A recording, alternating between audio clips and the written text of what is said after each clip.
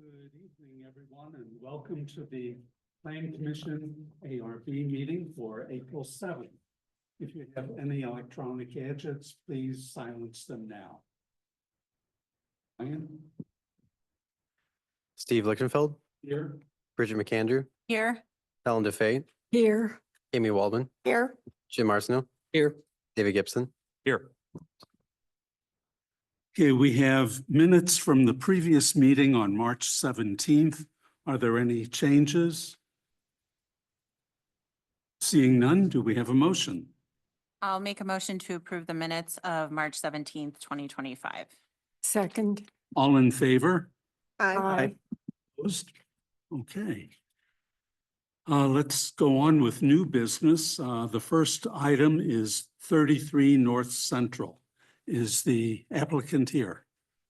Okay, if you just stay seated until we have the staff report. The restaurant is compatible in size and use to the buildings in the surrounding area. The proposed hours of operation, methods of deliveries are consistent with other businesses in the area. Based on the information regarding the operation of the restaurant as provided by the applicant, staff are of the opinion that the business is compatible with surrounding uses. Staff recommend that this board recommend approval of the conditional use permit to Board of Aldermen as submitted. Okay.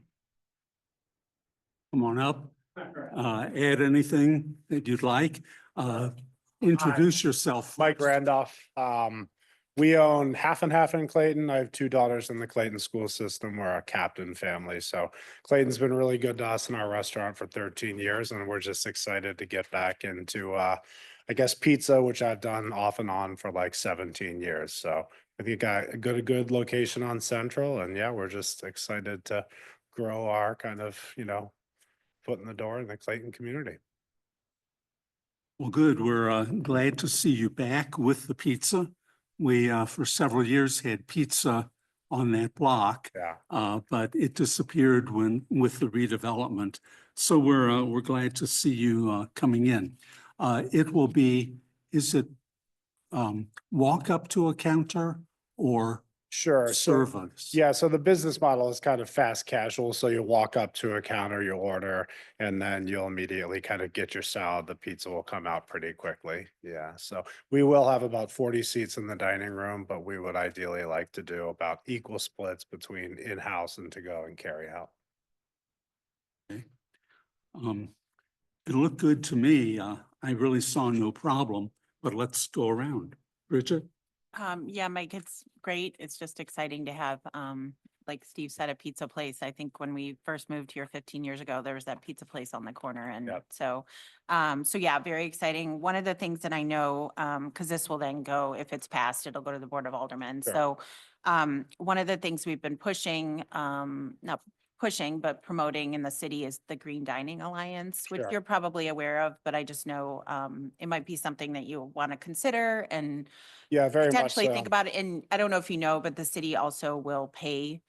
We have a new program that will pay the fees associated with that application. So it's on the city's website, but you're likely to get that question at the Board of Aldermen. So, Sure. so it'd be great because sustainability and just that program, I think is, it's important. Sure. So Yeah, I'll follow up on it. Thank you. great.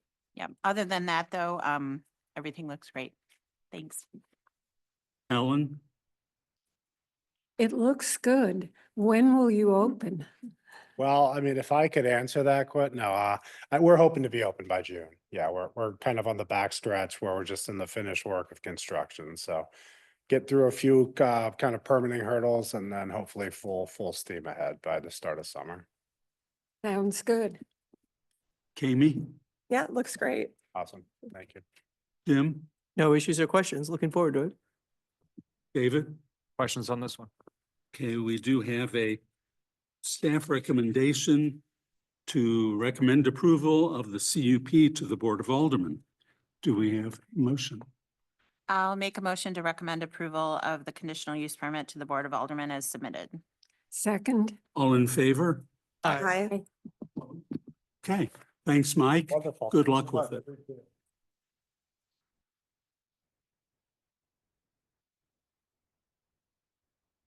Okay, we'll move on to 46 North Central. Is the applicant here?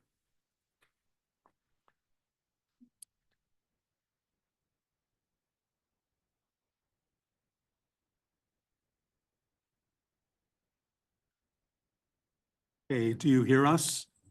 Yes, I can hear you. Okay, we'll hear me? start with the staff report. Restaurant is compatible in size and use to buildings in the surrounding area. Proposed hours of operation, methods of deliveries are consistent with other businesses in this area. Based on the information regarding the operation of the restaurant as provided by the applicant, staff are of the opinion that the business is compatible with the surrounding uses. Staff recommend that this board recommend approval of the conditional use permit to the Board of Aldermen as submitted. Okay, thank you. Do you have any comments? Please identify yourself first. My name is Katie Trice, and I represent the owner, John Chen with Sushi AI. We are going to be the general contractor for relocating the space, which is currently a few blocks down on Central Avenue. Is there anything that we should know specifically about the new location?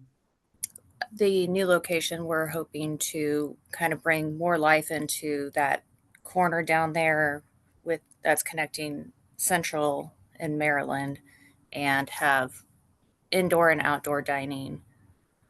It will be the same menu as its current location, along with the other locations that they have throughout St. Louis area.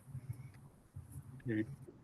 Well, I'm excited to see that corner be occupied with a restaurant that that corner was designed to have, and to see you enlarging and staying in downtown Clayton.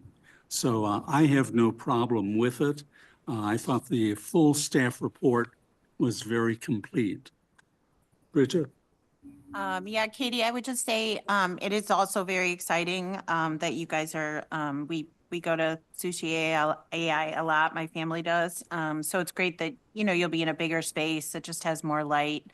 I would also just, encourage, you to think about, just applying and being a part of the Green Dining Alliance, in Clayton. It's something that'll likely come up when the conditional use permit goes to the Board of Aldermen. So I just encourage you to think about it. Oh, absolutely.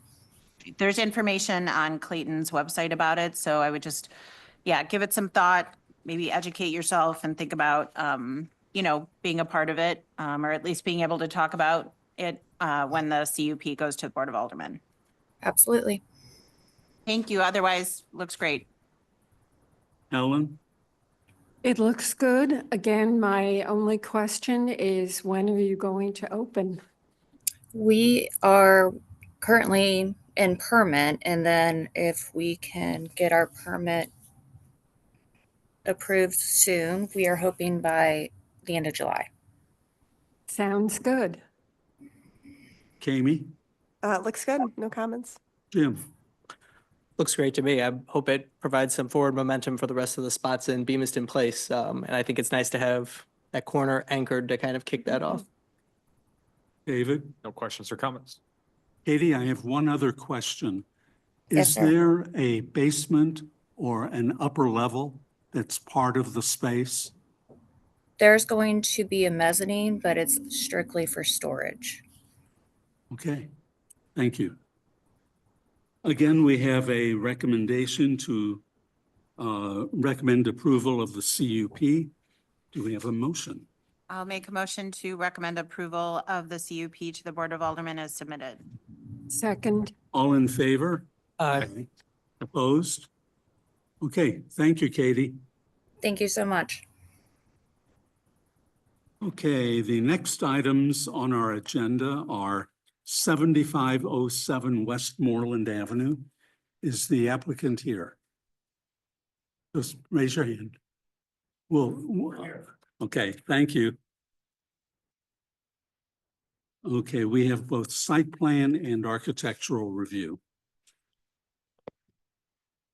Property is located on the north side of Westmoreland, just west of Jackson Avenue. This site is zoned R2 and is developed with a single-family home. The applicant is proposing demolition of the existing structure to construct a new single-family home. The height setbacks and impervious coverage as proposed are in conformance with the requirements of the R2 district. The proposal includes geothermal heating and cooling, which does not require exterior mechanical equipment. Trash will be stored within an enclosure below the rear deck. The Total existing stormwater runoff, according to MSD 15-year 20-minute storm calculation, is 0.4 cubic feet per second. The proposed runoff is 0.46, which represents a 0.06 CFS increase. Roof runoff in the French drain would connect to a dry well with a pop-up emitter located in the front yard. Public Works noted in their review that a percolation test results should be provided at the dry well location to ensure proper soils conditions are present. Staff are of the opinion that the stormwater plan is acceptable pending the soils percolation test. Existing canopy coverage measures 4,816 square feet, with all proposed to be removed. The plan proposes adding 4,250 square feet of canopy coverage, which is 809 square feet more than the replacement requirement. The plan also exceeds the native species requirements, with 73.3% native proposed. Staff recommend approval with the following conditions. 1, that the applicant shall provide a percolation test report conducted by a qualified geotechnical engineer. The report must assess the performance of the proposed dry well based on the anticipated impact of a 15-year 20-minute storm event. Should the results indicate that the proposed dry well is insufficient to accommodate the stormwater runoff generated by this event, the applicant shall be required to upsize the dry well accordingly to ensure adequate performance and compliance with applicable stormwater management standards. And then 2, to ensure future maintenance and operation of the dry well, the applicant shall record a deed restriction noting the location and maintenance requirements of the dry well system and shall submit proof of the recording prior to issuance of a building permit. Okay, thank you. Okay, the applicant, if you could come up, and we're speaking about site plan review right now. Good evening. I'm Paul Fendler with Fendler and Associates. We're the architects. I mean, I think that's all pretty self-explanatory, but we will agree to the conditions that they have asked for. Well, Paul, we do have the existing and the Huh? proposed drainage. Yes. If you could go over it for everyone here, not just everyone on the plan commission, but for people watching also. Well, I'll have to read the fine print, but the existing impervious coverage is approximately 32%, and the proposed, we're going to be up to about 55% impervious coverage. And the existing runoff, if I can read this, is about, well, I can't actually read this. What other information do you need? I'm sorry. Well, you'll see up here, we Uh-huh. have the colored drawings. Okay. If you could help everyone understand where the water Oh, in okay. each area will go. Sure. There's a dry well that's going into the back, so that's in that green area. So most of this lot drains to the back. And then there is a pop-up emitter in the front of the house, but most of the drainage here goes to the back, and there's a large dry wall sort of in the center of the back of in the backyard. And all the downspouts and the drainage will go back to that point. So what you're saying is there'll be minimal, if any, drainage to the adjacent property. Yes, exactly. Yes, and there is a retaining wall that's going all down the right side of the property, so there's nothing that'll be going onto that property. Everything will be draining towards the back. When you say the right side. I'm sorry, it's I guess that's the the east side. Yes, that's correct. Okay. Bridget? No, but Paul, thank you for the explanation of the drainage, Sure. but otherwise I don't have any other questions. Okay, thank you. Ellen? Is the retaining wall that you mentioned, Mhm. is that on the east side lower for parts of it? It will be lower on the for a little bit of part of it, and then it's kind of combination because we get to get down low enough to the back, to the garage. It's in the back. So the Okay. majority of it bit lower on the west side. So visible from the west side, I should say. Okay. And what about you're using geothermal for your heating and cooling? Have you done test borings to see if that's viable? We have not done any test points. Mark White Construction is the contractor. I know there's geothermal that's been done in other parts of Clayton and I think in other parts of this neighborhood. So I don't suspect that we'll have an issue over there. Okay. But I know they haven't done any borings at this point yet. No, and I don't believe we require them. Anna? Do we require test borings for the geothermal? That would be done under building permits. Yeah, I don't- I wouldn't know. I don't think we've ever been asked that before. I don't think there's been a requirement for borings. Okay, that's it. Amy, No questions or comments. Thanks. Jim, No questions or comments? David. Questions or comments? Okay. Are there any questions or comments from the audience or online? No? Okay, do you agree with the two staff recommendations, Paul? Yes, we will. Okay. Uh-huh. Well, we do have, the two recommendations. We need a motion. I'll make a motion to approve the site plan review with the following conditions. First, that the applicant shall provide a percolation test report conducted by a qualified geotechnical engineer. The report must assess the performance of the proposed dry well based on the anticipated impact of a 15-year, 20-minute storm event. Should the results indicate that the proposed dry well is insufficient to accommodate the stormwater runoff generated by this event, the applicant shall be required to upsize the dry well accordingly to ensure adequate performance and compliance with applicable stormwater management standards. 2, to ensure the future maintenance and operation of the dry well, the applicant shall record a deed restriction noting the location and maintenance requirements of the dry well system and shall submit proof of the recording prior to issuance of a building permit. Second. All in favor? Aye. Okay. Halfway there. We'll Halfway? start with Let's do the it again. staff report on the architectural review. Westmoreland Avenue contains a variety of materials, styles, and massings for homes. The proposed home is similar in height and massing to those directly adjacent and proposes primarily red brick, which is common to homes nearby. Staff are of the opinion that the proposal meets the architectural review guidelines and would complement the surrounding area. Staff recommend approval as submitted. Okay. Further comments, Paul? I really don't know. Do you If you have? have questions, I'll be happy to answer them. Well, let's try this one. Okay. Do you have the material samples? We do not. So it's red brick, it's fiberglass shingles, gray, fiberglass shingles, and then all the trim will be some kind of composite material, FIPON or a Boro or a hardy board painted white. The windows are metal clad, linen, so it's just a very, very off-white color. And then the shutters will be almost black. So pretty similar to what we're looking here. Exactly, It's a- yes. It's very traditional. Uh-huh. Yes, When it we is. look below it, you can see the contextual drawing, Mhm. Replacing the central house. Yes, It'll fit in well. Mhm. You're using a lot of man-made materials. man-made materials? Yeah, the FIPON. Oh, yeah, yeah. So we try to get away from wood materials. I mean, that's mostly, most projects are, we use as little wood materials as we can. Okay, that's all I had right now. Bridget? No, I don't have any comments. I will just say, I appreciate that the house is, it's actually a little shorter, than the adjacent homes, Yes. which, I think the neighbors will really appreciate. I think so. Thank Thank you. you. Ellen? No comments other than I think it fits in well. Oh, thank you very much. I appreciate it. Kami? Same. I'm very appreciative that you paid respect to the height of the other, homes around you, and it's not this gigantic house and with some little small ones, but next to it. So I commend you on that. Thank And I also just like some of the details, on the side elevations. A lot of times we just see straight shots back. So appreciate that. Sure, thank you. Jim?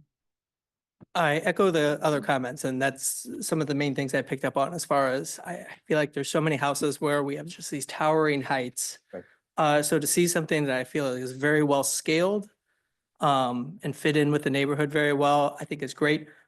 My only issue here is I feel like we've been harping, especially for the last couple months, as far as like seeing materials. And while I have zero doubt that these materials would fit in and look, Sure. I really feel like we need to establish for us to go forward and to vote on projects, we need to be seeing those materials in person.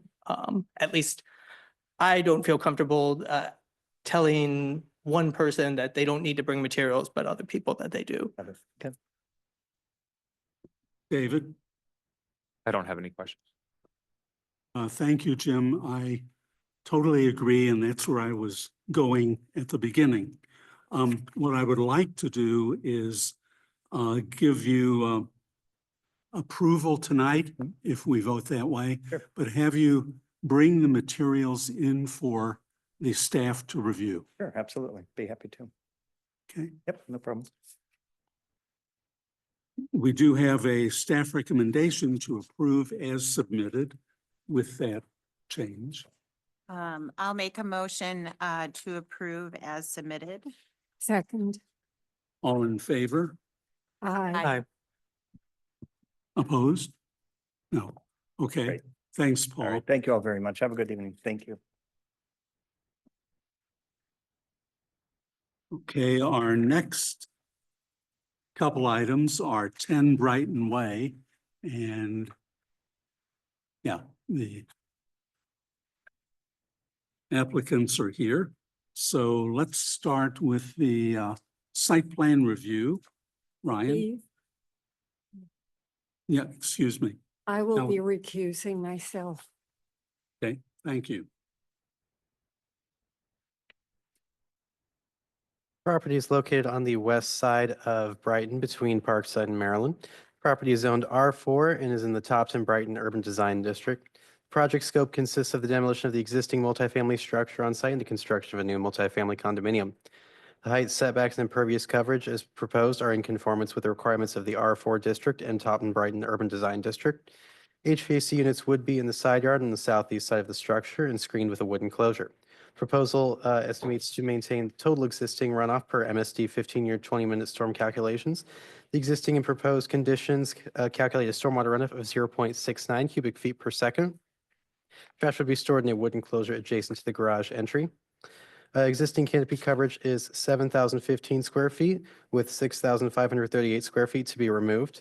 The plan proposes adding 10,750 square feet of canopy coverage, which is 7,437 square feet more than the replacement requirement. The plan also exceeds the native species requirements with 66.7% proposed. Staff are of the opinion the project meets the criteria for site plan approval and recommends approval as submitted. Okay, thank you.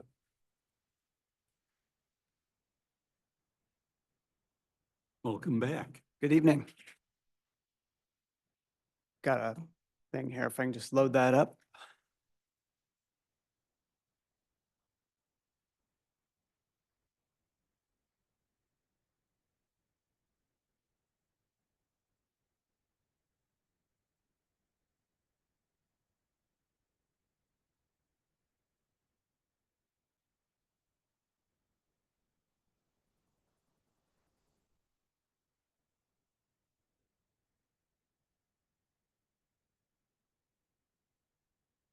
And here I thought you guys were all sophisticated and plugging into the wall and all that stuff.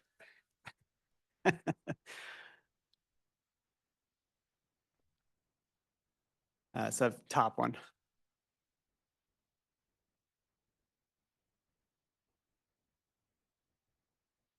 I'll just get it shared on Zoom Yeah. real quick and then we can. Oh,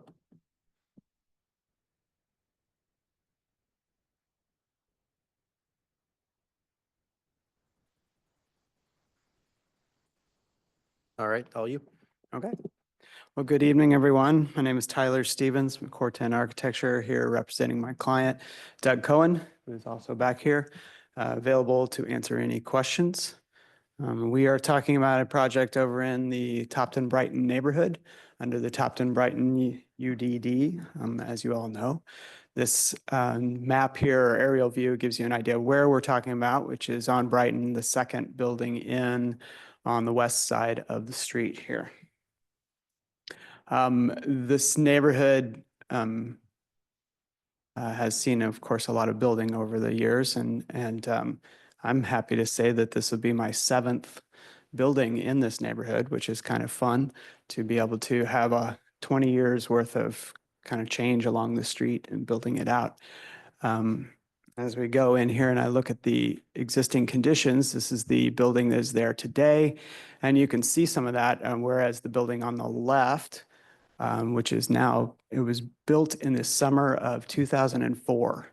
So this is just over 20 years old. It was the first one that I did in the neighborhood. The building on the right is a little bit before that. I think it's somewhere in the early 90s. But both of those are newer buildings. The building that we're talking about here is one of the original of the neighborhood. There are very few of these left.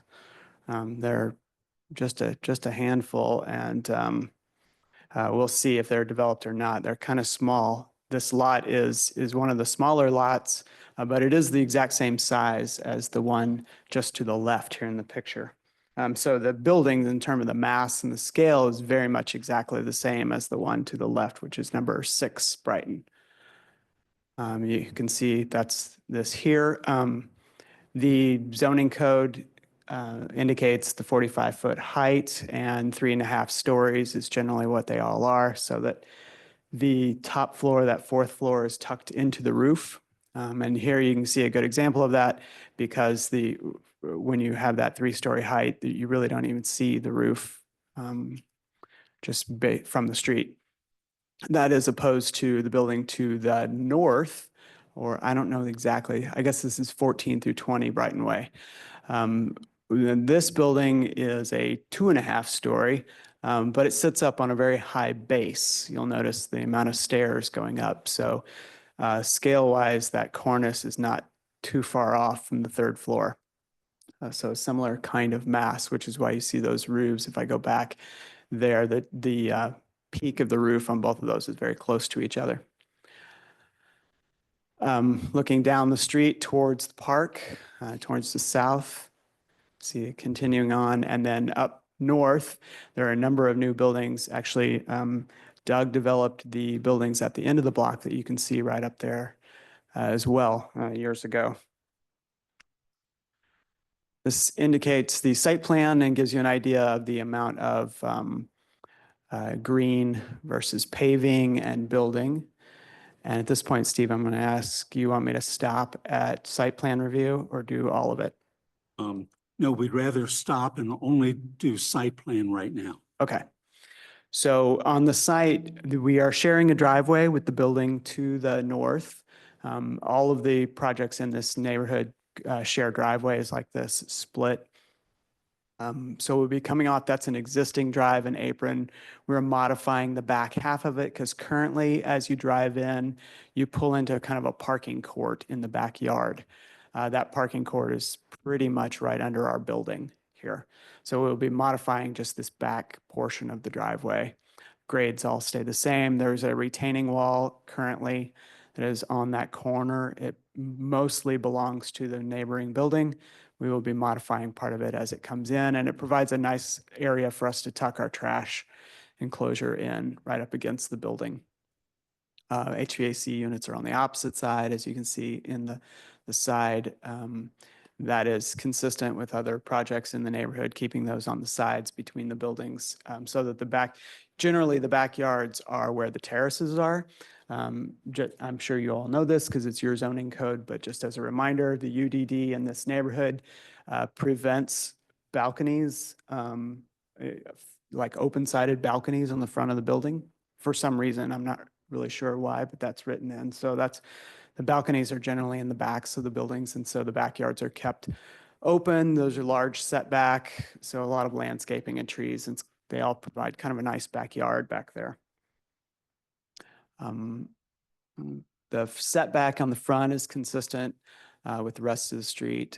And I'll point out too, the other interesting thing about these blocks, it's always been kind of fun, is that these streets are curved. So all of the lots have a curve on the front, and so the setback is curved. And it's always been kind of a fun challenge to find different ways to show that curve on the building. I'm not one to put a flat building on a curved street. So in this particular one, you'll see later when we get to site plan stuff, how we're doing that with some bays that stick out in front. But each one has its own little kind of kink in it to kind of go around. The landscape plan is here. It's upside down on purpose because I didn't want you to be confused about where the street is. But this just shows some of the plantings. It's very extensive, as indicated in the staff report above the requirements. And then finally, with regard to the height, this is our street view. Going back again, the height requirement is 45 feet to the mean of the roof. We are below that amount, and then you can see it's just a little bit. I think the one to the left was, I think the staff report said 7 or 11 inches, less than that. I'm not sure where they got that. 11 inches, unless it was looked up, I guess, in historic records or something. I'm not sure. Or you have the ability to measure it.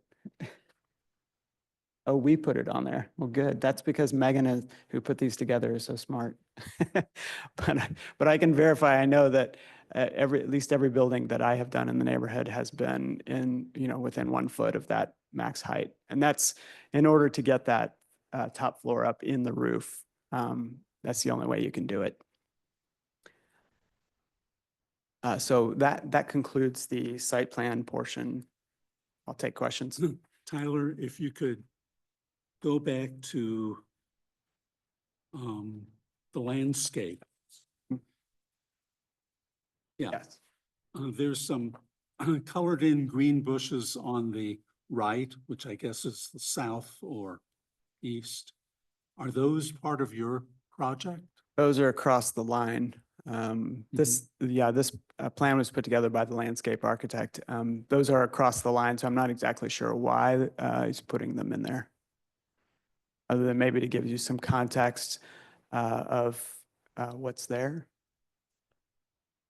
We asked them to put the location of trees that are on adjacent property, but approximately could be potentially impacted by a construction area. So those are usually marked when they're requiring a tree protection fence to be located in a certain area. So you can see the one tree to the north, how the tree protection fence comes into the subject property.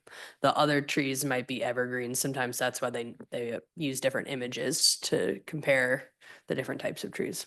I bet we could see them. Yeah, there they are. They're, see right along this edge. So there's some sort of a bush rather than a tree. Tall bush, I guess you'd say. Okay, Would- so they're existing on Existing. the adjacent property. Right. Okay, while we're on site plan, did you have, yes, it's C5, where we could look at, yeah, it is C5. I do not have the civil plans in here, no. They're in your packet, not part of my presentation. I can pull them up real quick. Yeah, well, it is part of site plan review. Right, I just assumed we could go off of the packet. I wasn't gonna highlight it, but my mistake, sorry. No, we'll get to it.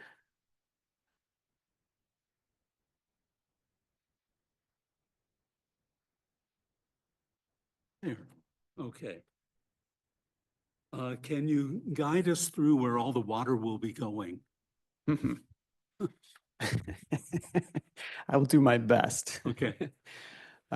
These plans, the color codes generally show different areas of runoff coming.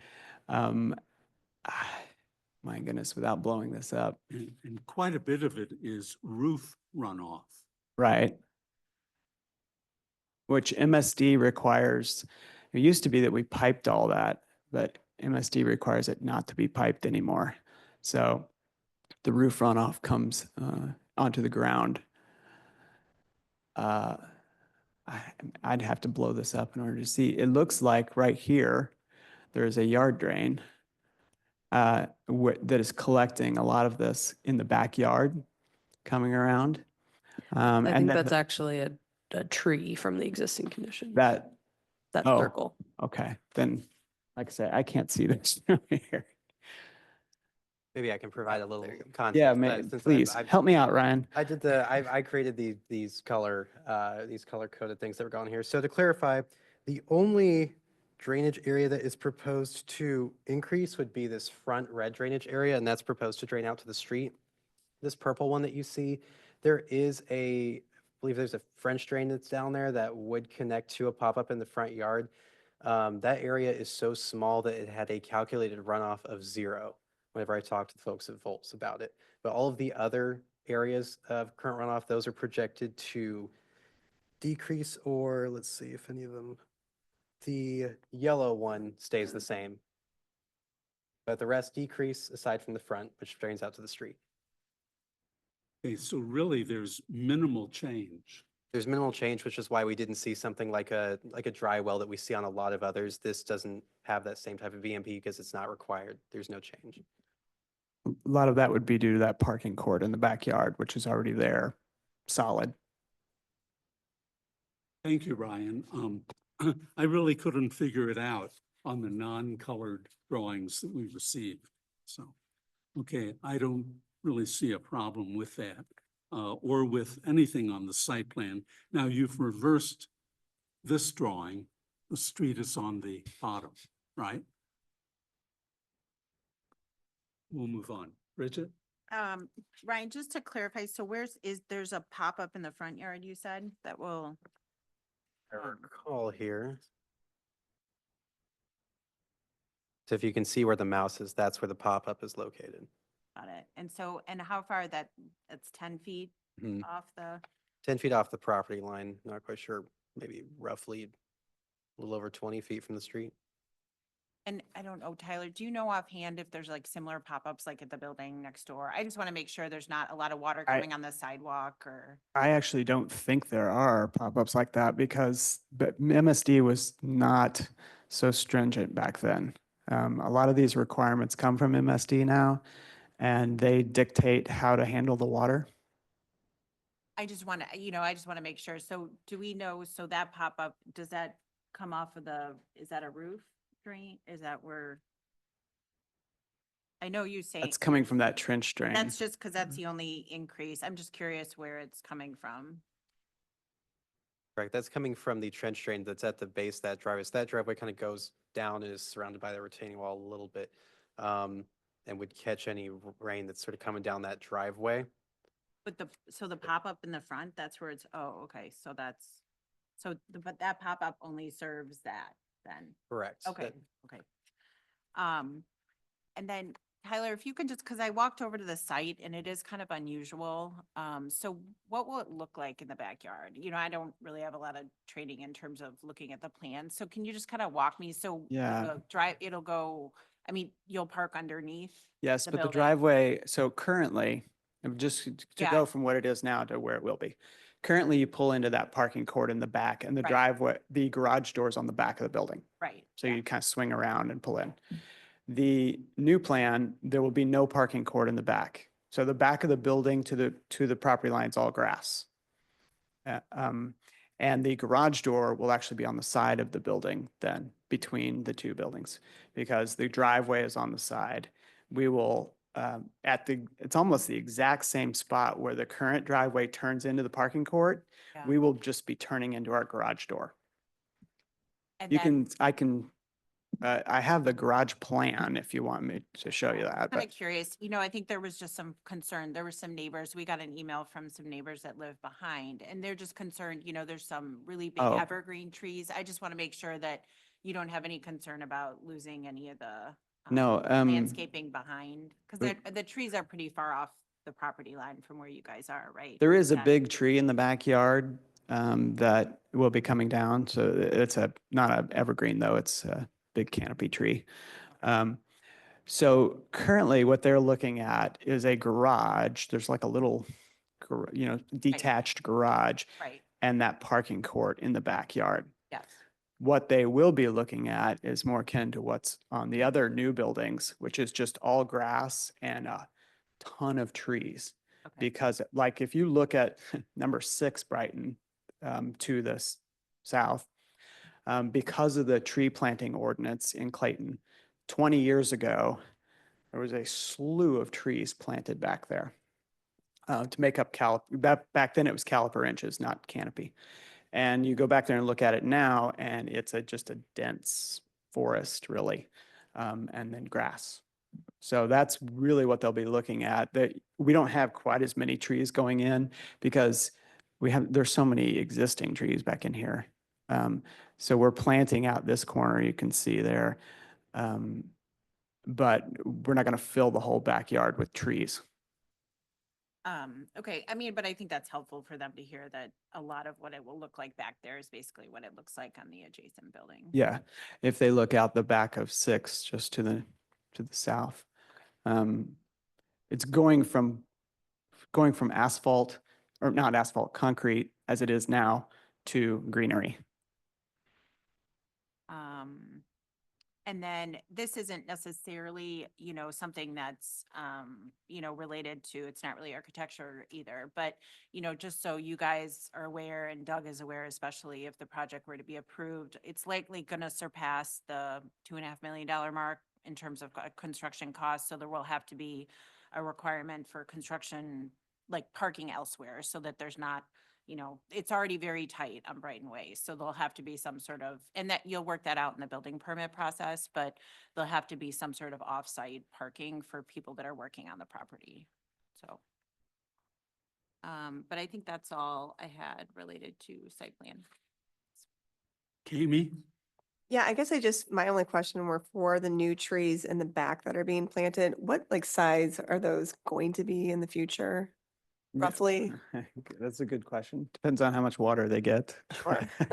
There are 2 species that you have back there, hollies, which are these green ones, and then maples, which are the red ones. The hollies, a holly tree doesn't get, super tall. They're more dense and they're evergreen. So that's a likely max height. I don't know this exact species, but let's just say it's in the 30-foot, area, and it'd be dense like an evergreen. The maples themselves get a little taller. These are close together like columnar maples. And they can get a little taller than that, maybe, they might reach 40 feet. But they're not, this is not like a giant oak tree, in other words. Because I know like, again, the neighbors behind are, concerned with privacy and stuff. So is that going to create like a nice visual barrier? for Yeah, that? the density of the amount of green, and that's why I'm saying, pointing to that property next door. Right. I don't even think you can see the buildings through it. There's so many trees. Okay. And there are a lot of trees, the building behind it is a new building too, that these neighbors are Right. talking about. So they had planting requirements in their backyard as well. So when you double up all this, it's very dense back there. Okay. It's very shady. Yeah. Thank you. Jim? I don't have any site plan issues or questions. I think it does speak to the size of that auto court that you're able to construct such a larger building and still go down in impervious coverage. So I think it's nice. David? No questions or comments on the site plan. Any comments or questions from the audience? Okay, one at a time. If you come up, identify yourself and state your question. Thank you. I'm not sure if this is a question for the site plan or the design, but it does address a comment Bridget made a minute ago about construction parking. My name is Peter Smith. We live at 23 Brighton Way, a 9-unit condominium directly across from number 10. And we've had a lot of development around that area in recent years, including the Forsythia and the Residence Inn and the Commerce Bank building. And there's been a lot of parking of construction vehicles, particularly on Parkside. And so we are concerned. I'm not speaking for the board, but I was longtime board president. Our residents are concerned about what kind of vehicles are going to be present on the street, and are they going to be subject to the same requirements as our visitors are, where we have to have a sticker or a hang tag, or now maybe it's electronic, but I think it's a 1 or 2 hour limit in that zone. And the gentleman didn't answer your question or respond when you said there needs to be off-site parking. And that concerns me a little bit, because we would like to know what the plan is for construction vehicles. I sent some questions to Ryan. He was very helpful. answered three of them to our satisfaction, but I don't think we've really pinned down what's going to be allowed to park on the street and for how long every day. I don't want to put words in Ryan's mouth, but he said, I think your term was standard vehicles could park on the street. Do I have that right, Ryan? Standard vehicles? That was my sort of informal description, to sort of Right. say that if construction equipment cannot park on the street, but in my just chatting with the building folks, there are examples of times whenever like somebody takes their standard work truck and maybe can park it on the street. They're referring to projects much smaller than this. Then later spoke with Anna, and she informed me about the need for a parking plan. Okay, because a standard vehicle, I understand it's not a capitalized term, but it could be, Ford F-50 trucks, 10 of them lined up on Brighton Way. And as Bridget mentioned, it's very tight. When you have vehicles or SUVs or regular cars parked on both sides of the street, there's no way for two cars to pass in the middle. So somebody has to pull over and wait for the other person to go by. And that's exacerbated if you have a lot of construction employee personal vehicle parking on the street for, again, not speaking for Ryan, but his guesstimate was a 2-year period of demolition and build out. So we would respectfully ask either now or at a later time to learn more about the offsite parking plan from the developer to satisfy our concerns about our residents and visitors and the service people that come to service our HVAC and plumbing and electric are not going to have to park 2 blocks away because of this building project. We're pleased to see the building being redeveloped. I think it'll fit well in the neighborhood, so we have no concerns about that. Just what's the parking plan? Thank you, Peter. Doug or Tyler? I can address that, Steve. So the Board of Aldermen adopted the requirements for a construction parking management plan for projects that are greater than $2.5 million in construction value, or a project that's located in an area that has known parking issues and context. And that requirement is overseen by our building official. And that is a requirement that they will have to fulfill, providing a plan to us that will be reviewed by the building official and Public Works prior to issuing of a building permit. So this board right here can't really evaluate the parking plan at this time, but if you want to reach back out to us and see how that parking plan is and the requirements and what's being reviewed at the time of prior to the building permit construction, we can share more details with you. Essentially, any visitor, if it's somebody servicing your HVAC or it's somebody visiting you for dinner, would be subject to the same parking restrictions for that street currently if you had a hang tag. Their project, any contractors or subcontractors will have to follow their parking management plan, which will require them to provide an off-street or off-site parking, or it could be on-site depending on the phase of construction. But typical street parking, such as the parking that's available on Brighton or Parkside, would not be used to fulfill a parking management plan. So they'll have to have some other element, but we can look at their details more when they get into the next phase. Thank you for that, Anna. If we're going to reach out to you to learn more, when should we do that? So we won't know more until they actually apply for their construction permits. I mean, you can just check in with us and every once in a while, or through CitizenServe, you can actually search by address to see what permits are being applied for. So if you created a login on CitizenServe and put in this 10 Brighton, you'd be able to see if they've applied for a building permit, but also anybody in the building division should be able to look that up for you. Okay, thank you. Thank you for that explanation. There was another question. Well, my name's Greg Spino. I live in Shaw Place condominiums, 15 Topton Way. So we are essentially, this is our backyard, and we are concerned with privacy. I do have some drawings or some photographs here, and I just emailed this to Ryan while I was sitting here. I don't know if you can pull it up or not, but can I pass these out to the? Sure. Unfortunately, We'll share. Yeah, we'll share.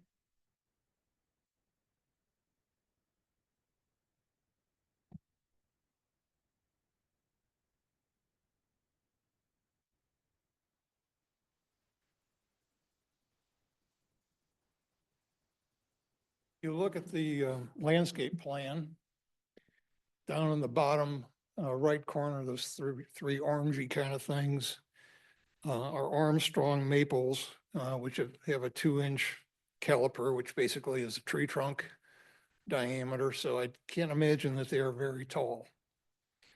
The three or whatever those are, 4 bushes across the back are only going to have a maximum height of about 8 feet. So they're not going to provide any privacy at all. So if you look at the photograph that I gave you, these are looking for my deck. The top photograph would be looking in that direction towards number 6 Brighton Way.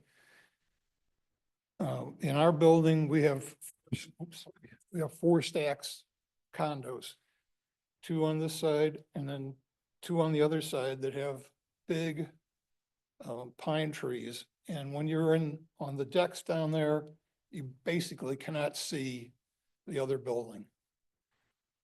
What we're going to have is the back of our building on our decks is basically glass. So about 2/3 of the back of our condo is glass.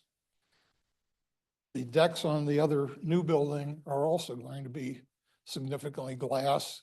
And so we will be looking across through the entire length of each other's buildings unless there is some privacy. And what's there today, what's proposed today, the middle of my deck is about where those 8-foot bushes are. And I'm on the 2nd floor. So I will be looking right into the 2nd floor of the new building, and they will be looking right into my building. Same for the 3rd floor.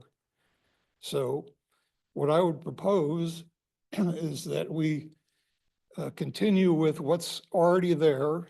We would put some pine trees in, which would have foliage 12 months a year.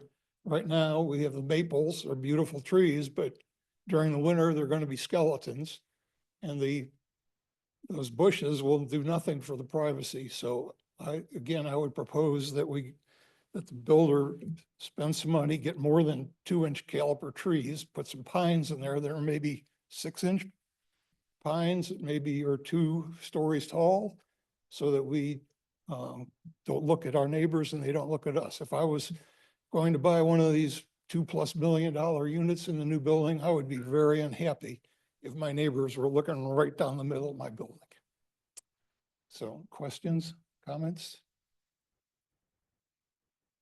Well, from your description,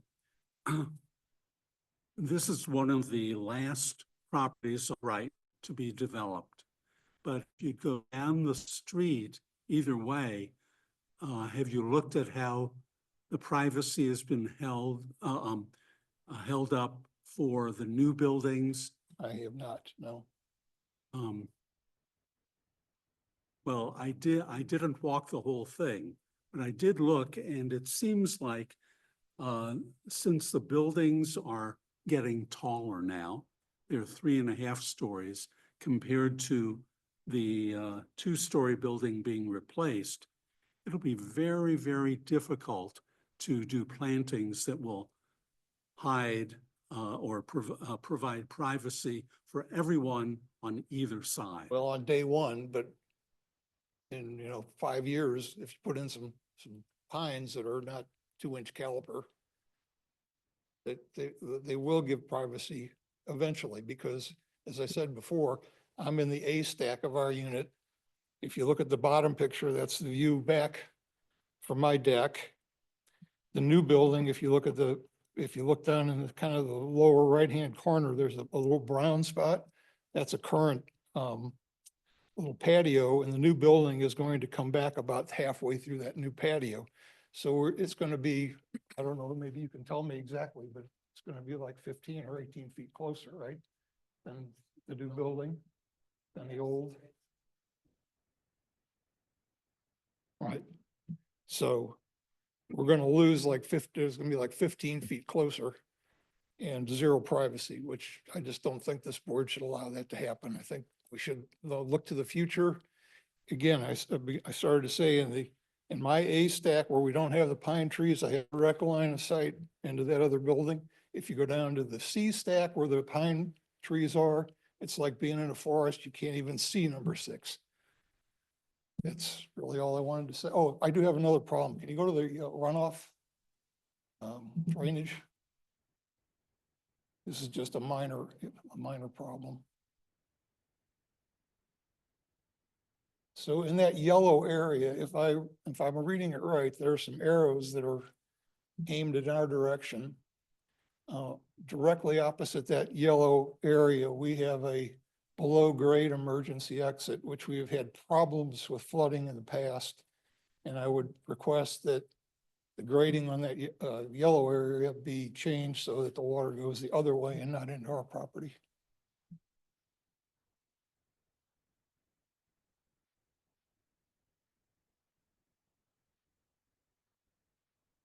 Am I right there, Ryan? Does that mean the water's heading our direction?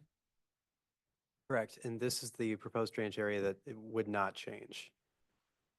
Well, but again, since we've, actually, we have grade, we have level down to our elevators, and we've had water come all the way down the steps down to the elevators and flood the elevator shaft. And so anything we can do to keep water from going in our direction would be greatly appreciated. But Ryan, if we understand the yellow area is not increasing any runoff to the Topton side? Correct. Both the existing and proposed have a 0.02 cubic feet per second calculation. If it's not going to be worse, but I saw those arrows coming towards us, I got concerned. All right, thank you. Thank you. I'll just make a comment based on your comments that I think it's really up to the developer to probably put the plantings in that in reality would give privacy to the new purchasers in this building. But by doing that, should also provide more privacy to the property behind. So I would say we should leave it to the design and development team at this point.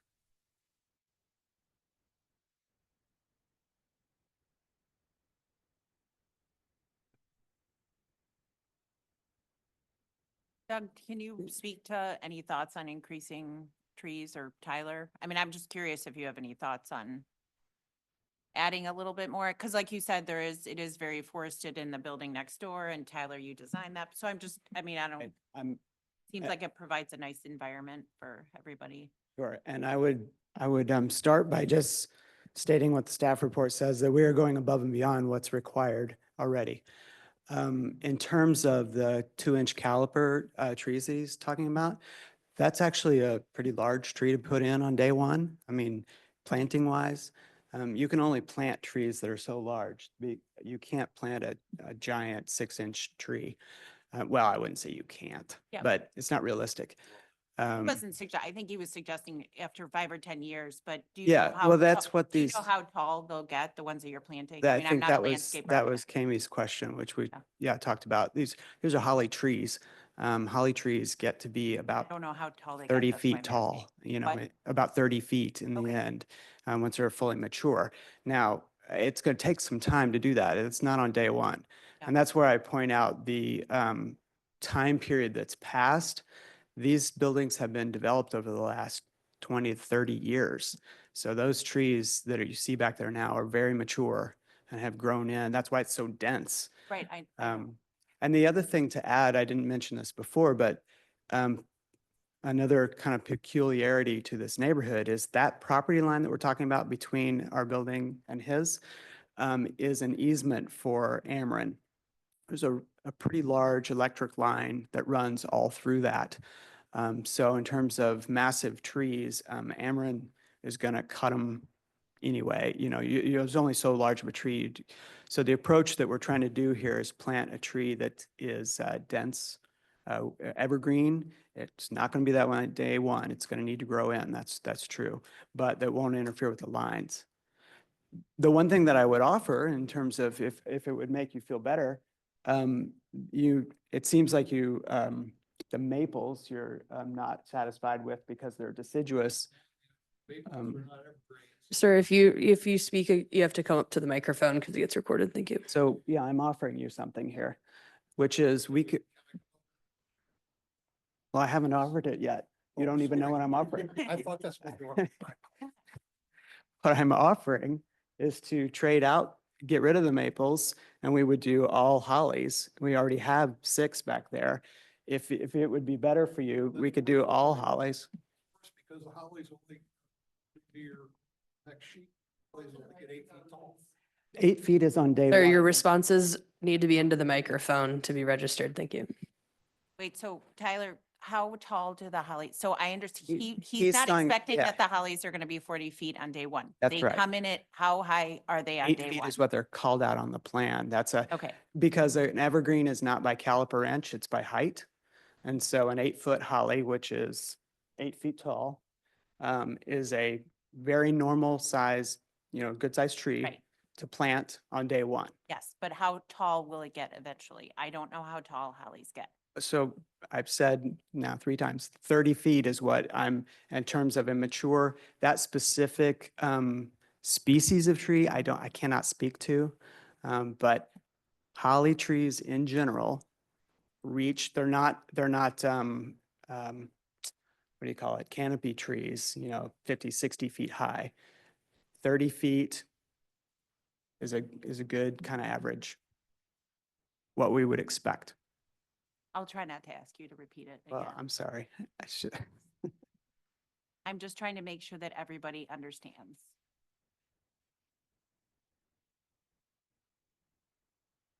Any further comments or questions from the audience? Again, Peter Smith, 23 Brighton Way. I would urge this commission to pay close attention to this matter. Our building backs up to the forsythia, and the original rendering showed this beautiful swale with trees and bushes. None of that is going to be possible as far as I can tell. What we're looking at now is a probably, I don't know, 15-foot tall gray concrete wall with white PVC pipe projecting a couple of feet out of it. That's going to be our view out of the back of our building. So it's unfortunate. I guess it's not going to change, but this gentleman, I think, has a legitimate concern because we literally will be looking into one another's residences between the Forsythia building and our building at 23 Brighton Way. It's not good. I don't know why the developer thinks they shouldn't do something for the reasons that you cited for marketability, but if they don't, they don't. And I don't know what happened to the landscape plan from the original drawings and renderings to now, but it's incredibly ugly. And so I would encourage this commission to pay close attention to this problem or this issue. Thank you.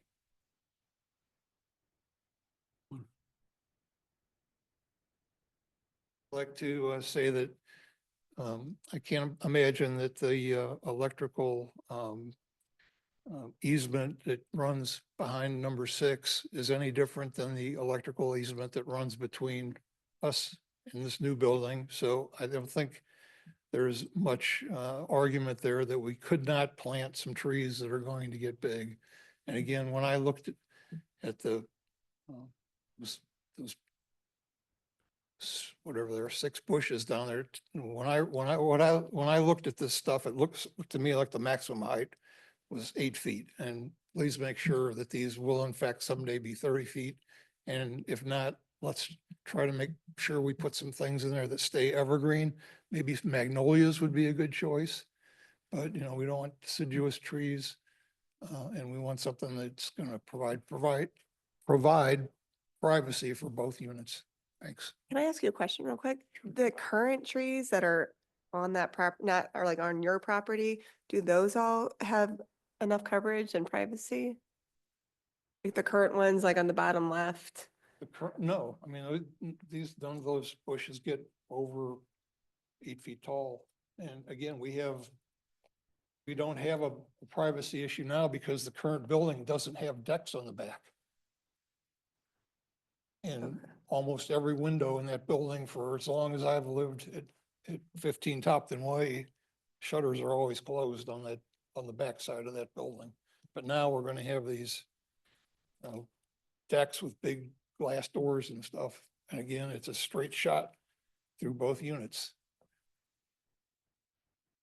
I can say also just in my personal experience, so I had a new house constructed next to me and there's an entire row of green giant arborvitae that were planted on my second story. I mean, I can still see that building. It's not like, and it does stay green all year and it does provide good shading, but there's nothing that's going to provide like basically just like a green wall where you're never going to get any visual penetration between the two buildings. Well, we have that today with the pine trees that are down on the CD side of the building.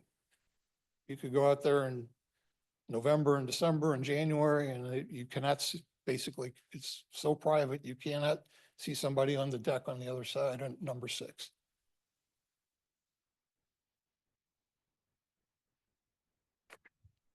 One more, come on up.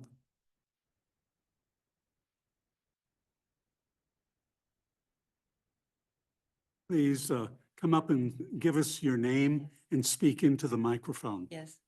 My name is Anne Carol Gaspar, and I have lived at 43 Hillvale for 56 years. And so I'm a senior. In fact, I have just been reading a book about elder flora, and the oldest tree in the world was in the United States, bristletone pine that lived to be 5,000 years old. It was accidentally cut down, and that's a terrible, sad story. But a point I want to make is that you have here in Clayton the most wonderful arborist.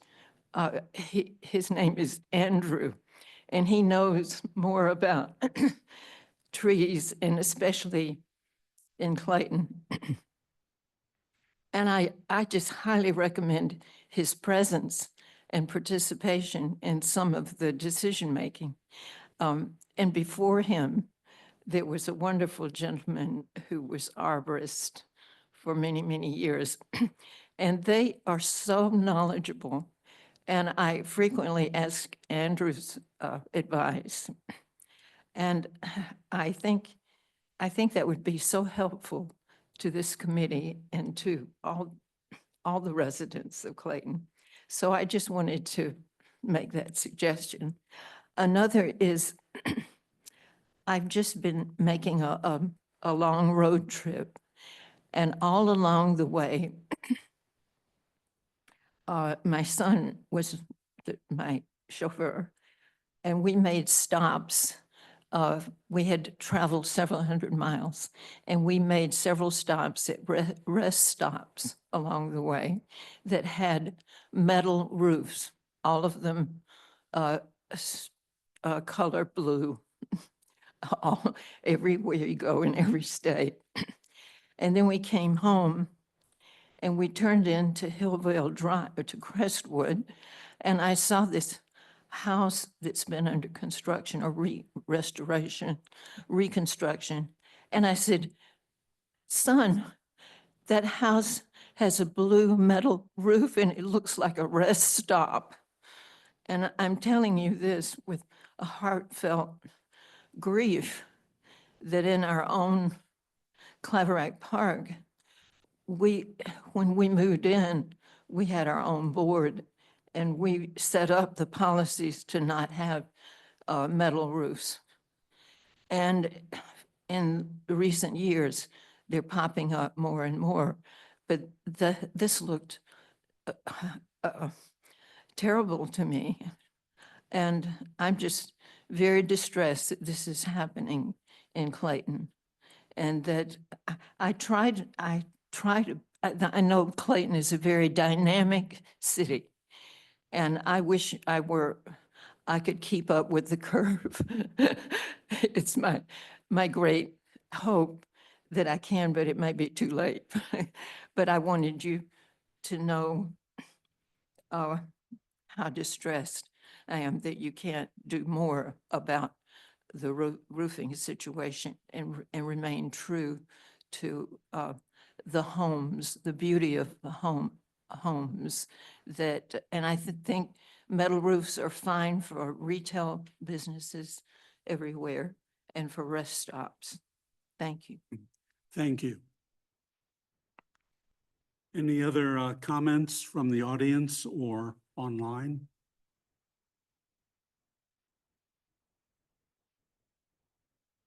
Any further comments from the Plan Commission? We do have a staff recommendation to recommend approval as submitted.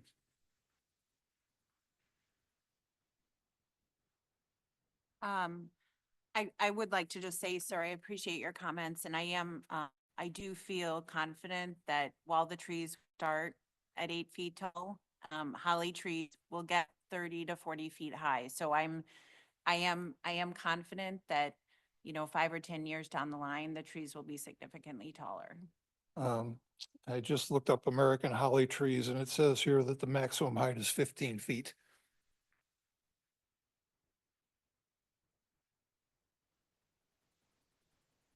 And become a battle of AI. American hollies normally grow to heights of 30 feet. I've got another one here. While some garden varieties stay on that smaller size, holly trees can grow to an impressive heights of over 50 feet. It all depends on how old they are. They live, another part here says they can live 300 years. I mean, in 300 years, who knows how tall that tree is going to be. They do put on, it says 12 to 24 inches per year in terms of a growth rate. So you can kind of do some math there on that. So We, in this issue, I think we need to be realistic that any trees that are planted out there are not going to reach their maximum height for many, many years. Secondly, these are fairly tight sites between properties as they back up. So that means that as we increase up to essentially 4 livable floors, the height is going to continually increase. It means the higher up you are, the less privacy you're going to have. And thirdly, since we have I believe, Tyler, you said it was an Ameren easement along the backside. We know throughout the city that Ameren does come in and they at times will almost destroy the trees that are in the easement. So I think we have to be realistic about all that. May I finish? Thank you. That development is going to occur. This development, the building is within the buildable envelope. They are proposing landscaping that on paper looks good, but maybe with the introduction of a little more landscape thought, whether it be with an arborist or the landscape designer, it may come to be a little more palatable to everyone involved here. So I recommend that to the architect and the developer, and hopefully we can move in that direction. You had another comment. One, I stand corrected. American holly will go 15 to 30 feet. However, English holly will go to 50 feet. Number two, all the Ameren runs there are underground, and in the 5 years that I've lived there, Ameren has never come and touched any of those existing pine trees that are back there. Any further comments? No. We still have a staff recommendation. I'll make a motion to approve the site plan as submitted. Do we have a second? Second, sorry. All in favor? Aye. Opposed? Okay. Okay, we've approved the site plan, and now we can move on to the architectural. New construction is present nearby, with most structures on Topton and Brighton having been constructed in the past 30 years. The structure would primarily comprise of tan brick with stone and metal accents. Composite siding can also be found on the front and rear facades. The Topton Brighton Urban Design District requires brick as a primary material and allows for one secondary material not to exceed 25% of facade.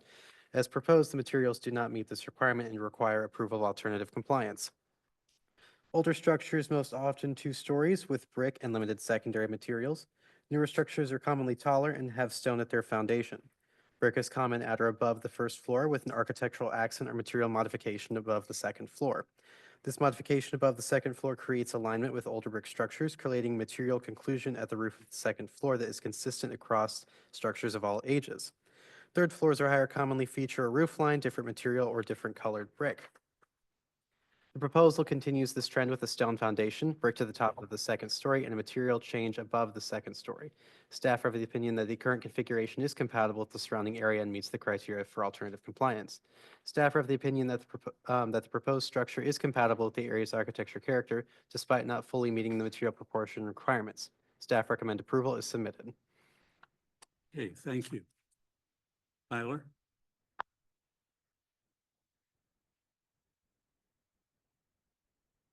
Okay. Don't seem to have control.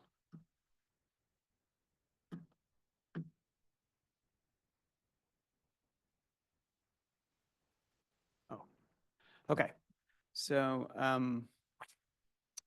this slide drawing, I'll start here because I think it speaks a little bit to what we were just talking about there in the staff report and the horizontal lines of what's going on the street.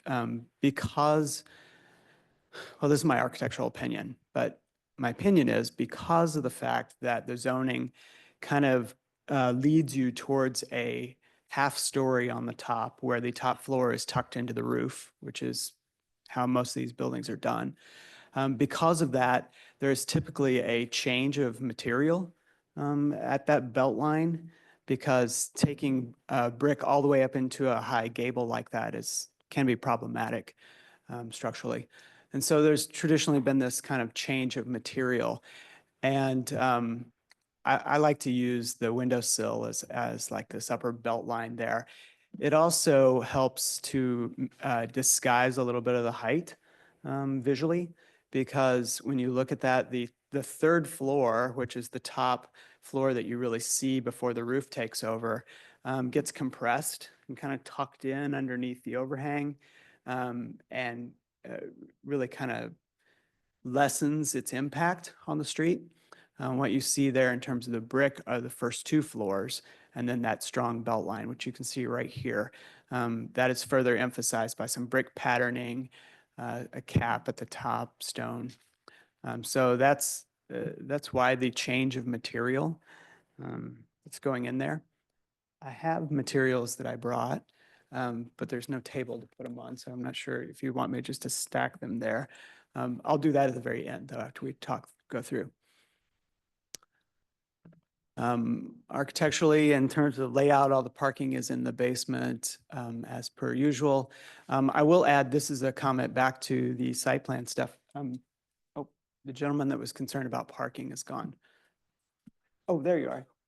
Oh, okay. One thing that I will tell you, yes, we will submit the parking plan and all that that's required by the city. But these buildings, the way they're built, there's a garage, concrete garage that goes in first. It's a podium that is a solid concrete box, basically. After that, the building enters into a kind of a second phase of construction where the wood framing starts and it goes up. The actual units are built above it. On every project that I've been a part of, what happens when it turns over from concrete to wood is that the contractor starts parking in the basement. Typically, that is allowed by Clayton during construction. It's a solid concrete deck there between the garage and the units. And so we've got these 12 parking spaces, I think it's 12 or 10, whatever the number there is. But those become available for the contractor then at that point, and they start using that garage. So it lessens the amount of time, you know, that for the duration of the project. It's one thing I can offer you. The building as it goes up, this is a typical floor plan. You can see that this is a little bit unusual in that this is a step up in terms of caliber and quality. Each floor is one unit, so there's no hallway or anything like that. People love the idea of the elevator door opening and they walk right into their living room. So that is how this building will work. So the units repeat mostly in terms of the general layout, but you can see here, bedrooms in the back, living spaces up on front, and then that terrace that here is a kind of an oversized outdoor room. Another thing that people really appreciate and brings a better value to these units, that is in that backyard there. The entrance is all in the corner. It's weighted off to one side. So this will be kind of an entrance lobby that has a staircase and the elevator in it. The other stair is just a back fire egress. When you go up to the top floor on the roof, similar layout. The one thing that changes is that deck switches. It's tucked into the roof on the front like a little roof deck above the belt line, which allows it to have a slightly different feel and move that to the front of the unit instead of the back. The rest, by and large, remains the same, except that you see all this gray area around on the floor plan. That is area that is under roof. So the roof itself wraps the unit and really hides it. There are no windows on the front of the building there in terms of dormers or anything like that. The elevator is the one thing that will penetrate through the roof and shows that's also typical of these buildings because the elevator has to be a certain height to get up there. And so typically I try to make it look like a chimney, which is coming up through the roof, because that way it at least has some language of existing buildings. So this is the front elevation, as you see, kind of front on. And here you can start to see what I was talking about in terms of the curve of the street. If I go back to this view, there's a bay on each corner, the entrance, and then the other is a den here. Those bays kind of come forward along the setback line and then are angled to kind of wrap and hold the street. I think it's a nice embracing kind of move, opening up the front and dividing the front into sections that make the building then appear smaller. You have a bay on the right and the left, and then a portion in the middle that's flat. You can see that here in the actual rendering. So we're also playing with solid and void in these two bays. While they're the same in terms of massing, they reverse from one another. On the one side, it's a masonry solid with a glass bay. On the other side at the entry, it reverses because this is public space. So you get your glass on the corners and more solid in the middle where the door is. This is also nice because one thing in residential buildings, generally the buyers don't want lights shining up on them. You try not to uplight a residential building like this because then it shines in people's windows. But to make it inviting and lit at night, I like to always light the lobby spaces and think of it as almost like a lantern that's inside the building. The light is coming through the glass rather than shining on it. And so by doing this to this side where you get these corner windows, and this is all public space, we can have those lights on. They typically stay on all night and produce a nice warm glow there in the corner, which makes the building then very inviting on that side. You can see the materials that we got a strong base here, and then brick coming up. There's accent patterns and belt lines, stone surrounds on the windows. Then the material changes at that third floor. Again, you can see how that mitigates. You really, it's almost like the third floor is a little bit hidden. I did an additional rendering here that's not in your packet based on the staff comments about material changes. So this allows you to see it from the side and how you can see how that masonry belt line stops there. What's going up in the rest of it is a metal shingle. And I've got samples of all this I'll bring up. Tucked into that roof then is that upper unit. The terrace up there that I talked about being tucked in has a rail across the front, which really just kind of completes the building, adds a little interest. And then the roof over it is actually set back far so you don't see it. There's that elevator rising up like a chimney coming through. So let me get the materials and put them up here so you can see that in context.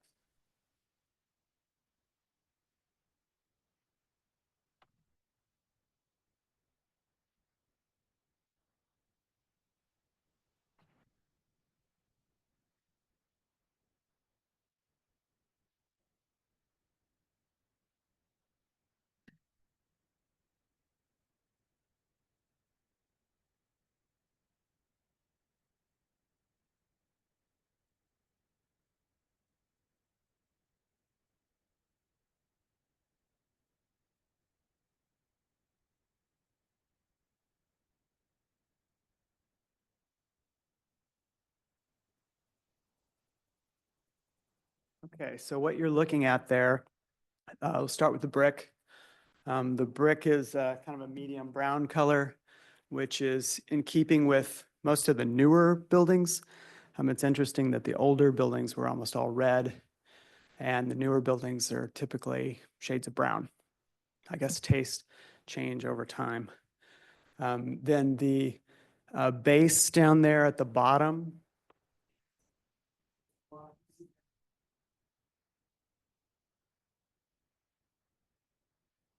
which is it's panel. It's actually concrete. It's got a nice aggregate in it, and ground face. It's a product that we've used a lot that makes a real nice, smooth, stone-like appearance on there. And that is then paired up with the surrounds that go around the windows, which is that other little bar that you see there on the ground. Then the shingle up in the top is this large diamond pattern.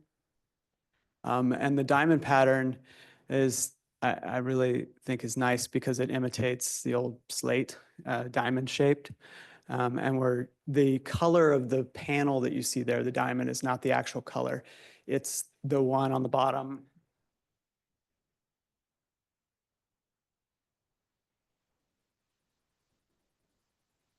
In that color. Oh, whoops, it doesn't show in.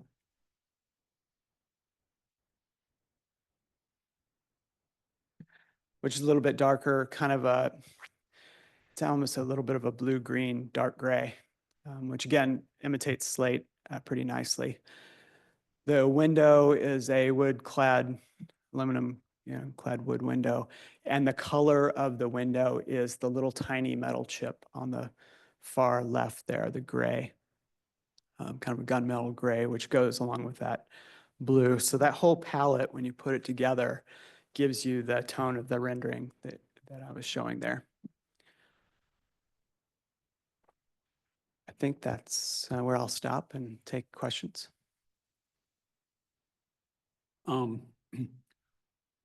This whole area, Topton Brighton, is pretty well redeveloped. And we have a lot of very traditional looking buildings, but we also have a scattering of some more contemporary buildings. I think this will fit in beautifully because of the material choice and how you've put it on the building. The going up, if you could go back to the new rendering that we had not seen before. That one, yes.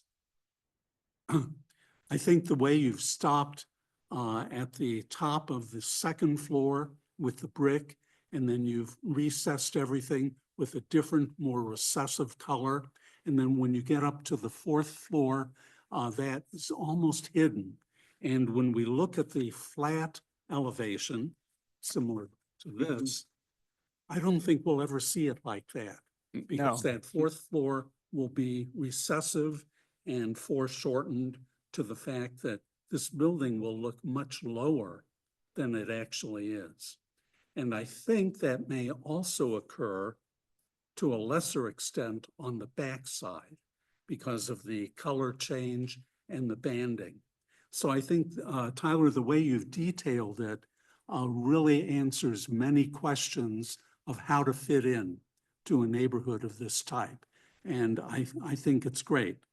I also like your materials going from the base of the very typical concrete, or some people will think it might be stone, up to the masonry, and then up to a lighter material at the top. Also, I think the asymmetrical entrance is really interesting. Yet there is a symmetry to the building, and your solid void really plays with that, and I think very successfully. I feel architecturally, it's a superb solution, really good. But then I have one functional problem. Stairway number 2, how do you get out? There's a door that leads out to a pad, basically, which is not unlike the other buildings there. It would be on the back side? Yes. I guess I don't see it there.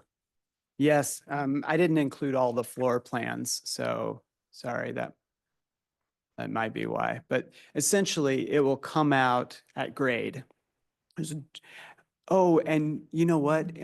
When you look at the back elevation, do you not see the door? Is there no door? No, that would be the south elevation. Yeah, And I there's was no door. Yeah, I was told by Megan, who put the drawings together, because she told me that's like, when she turned it in, she forgot to put the door on there. And so she sent me with, if I can advance this. Well, she forgot the door in the plan also. Oh, it's on this one, it's not there either. There it is. Yeah, Yeah, it's not there. It's right here. So I apologize. She did point out that that was left out inadvertently, but the door comes out right at that spot at grade. Well, the addition of a door there, some people may say ruins the elevation, but Maybe. we have to have it. Right. So Yeah. I think I've said enough. I do like it. You know what? And this just proves me wrong, because I told Megan, I was like, they're not going to ask that. They'll never notice that we left out the door. I'm so wrong. Yeah, I mean, I also like it. I think it's really, I think it'll be very interesting to look at. As Steve mentioned, there's just so much, the building around there is so diverse. You know, I feel like there's some, I hate to say contemporary, but but you have, you know, some darker brick that makes it seem more traditional, but then you definitely have some contemporary looks to it with all the different material you're using, which I think, you know, if you look around the corner, even next door, like I feel like the building next door has that interesting kind of entranceway, you know, so I think each of the buildings in this neighborhood especially have interesting things that you can look at. So I think it'll be nice. I do find it to be a very attractive building. So Thank you. Jamie? Yeah, to echo that, I really like it as well. I do think it'll fit in nicely. I do think it'll be more on the contemporary side, but I think that's okay. I'm curious, just like the roof is very unique, like the shape of it, just kind of the design intent behind that. Like, what was it? Yeah, well, that would be called a gambrel roof, which is some people call it a barn roof because they were used a lot in barns, where it has multiple slope. It's one of the roofs that's called out in your zoning code in terms of there's hip, gable, gambrel, flat. Basically, the way it works is you have two slopes. If I go to a side up, there you go. You have two main slopes. You have a lower slope that presents to the front and the back and gets you to a ceiling height that works, and then you have a low slope at the top. No, I know what it is. I'm just kind of Oh. curious why you picked it. Is it just to kind of hide the Oh. fourth floor, or? It works best, yes, for Okay. the fourth floor plan in there. It's kind of an old technique I don't know who developed it historically, but it's a technique to get more square footage into an attic. Okay. That was why I think it was used in barns so much, because that's the hayloft, and you'd want the hayloft to be as big as possible. Or, okay, yeah, I mean, it is unique. You don't see that too much around here. So I thought that was a unique choice. I do like the elevator, kind of hidden as a chimney. I think that was a smart design. I mean, the diamond shaped shingles, I haven't really seen too much of that. But I do think, I'm glad you did this rendering because it was a little iffy for me, but I think it presents nicely. And I like that brick detail, at the transition from the brick to the shingles as well. For what it's worth, the metal shingle that on the building next door that you talked about, at the front door, or somebody, correct, maybe yeah. maybe it was Bridget. That is also a metal shingle. It's not Okay. diamond shape, it's rectangular, Right. but it's the same kind of approach. So they will actually relate in that way. Okay. Yeah, I like it. Looks good. Thank you. Jim? For the sake of time, I won't repeat all the positive accolades, although I'm sure you would enjoy us piling on in a positive way. A lot of the positive design items that Cami and Steve mentioned, I echo. I think it's a great candidate for alternative compliance with how I think you've used the materials really smartly. And I think that a belt line that you describe and going darker up above really lowers the visual height. I also just walking the street, I mean, it definitely makes a lot of sense what you're saying. You've done 7 other buildings, because I think you definitely has like a visual similarity with buildings on the street, without it being a direct facsimile of any building on the street. So basically, I think it's all very nicely done. Thank you. David? I think it looks great. Any comments from the audience? And this is on architectural. Come on up. It's not really architectural, but since we are going to be the neighbors that have to put up with the construction, is there any information on when demolition will start and how long construction will take? We'll leave that up to the team. They may not have an answer right now. Doug Cohen, Douglas Properties. We are in the midst, or probably maybe even done, with removing the asbestos. I've made application for my permit for the fence, waiting for all the incidentals and requirements for that. And then I have the fence on the site, so we'll be ready to rock and roll pretty quickly with the demolition, I would say within 30 days. And my goal is to start in construction in June, July the latest, hopefully. And I'm projecting about 1.5 years for our construction. Thank you. Were there any hands up? No? Okay. Any other comments? Let's see. We do have staff recommendation to approve as submitted. I'll make a motion to approve as submitted. Second. All in favor? Aye. Aye. Opposed? Okay. Well, Doug, you can rock and roll now. Yes. Thanks. Welcome back.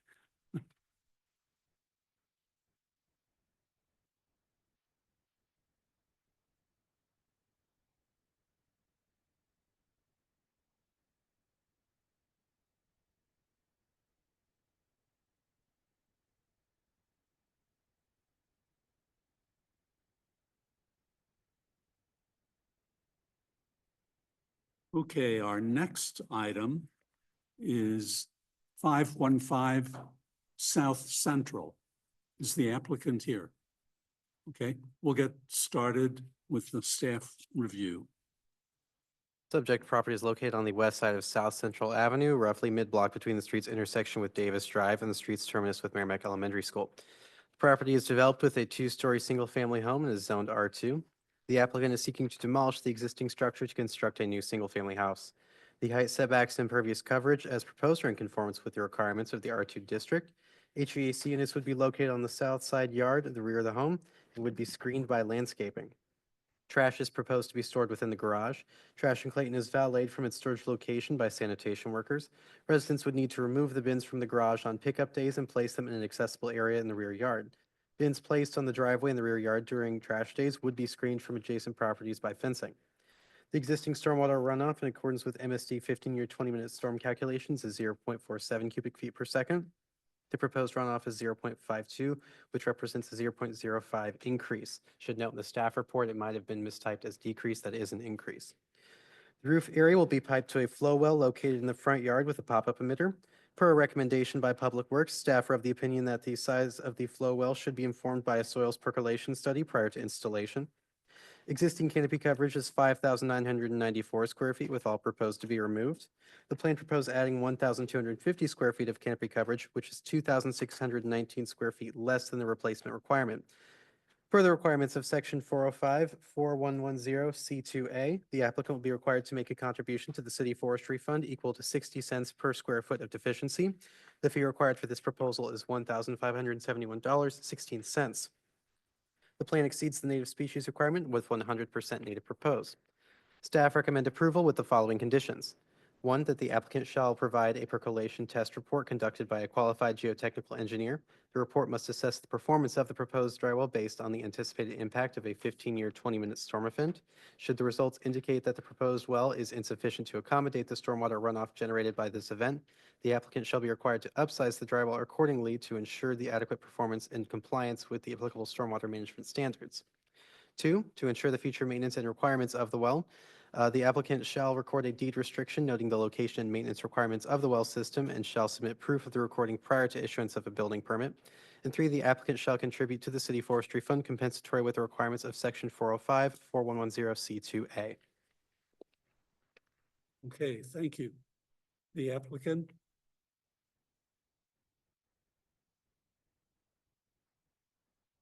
Okay, right now, we're only doing the site plan review.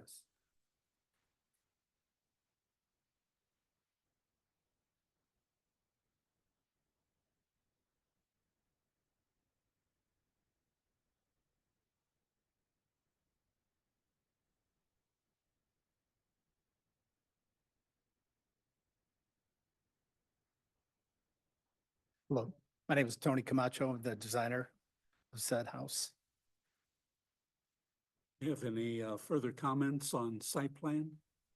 Other than yeah, I would. I'd like to expound a little bit on that. What we're trying to do here is, we'll just give you a synopsis here is, we're basically maintaining this similar to the same footprint that's there with the same curb cut at the driveway facing South Central. We're maintaining all the trees at the curb cut. We're trying to, the front yard, we're trying to level it off just to help on the grading because the yard is just eroded to a large degree. And the rear, you can see some of the existing contour lines, how eroded the rear is as well. So I think with the driveway needing to plane out, we just brought that plane all the way across to level it off. Any water runoff that would hit the drive would slow down. We had to remove one tree and a large tree and a smaller tree at the rear just to be able to accommodate the drive. But it was a house that, it was a tree that was never maintained. And so we replaced it with some other trees. And we're trying to dress up that, there's sort of, I wouldn't call it a ravine, but that's where the water runoff meets at each rear of the house, opposing house.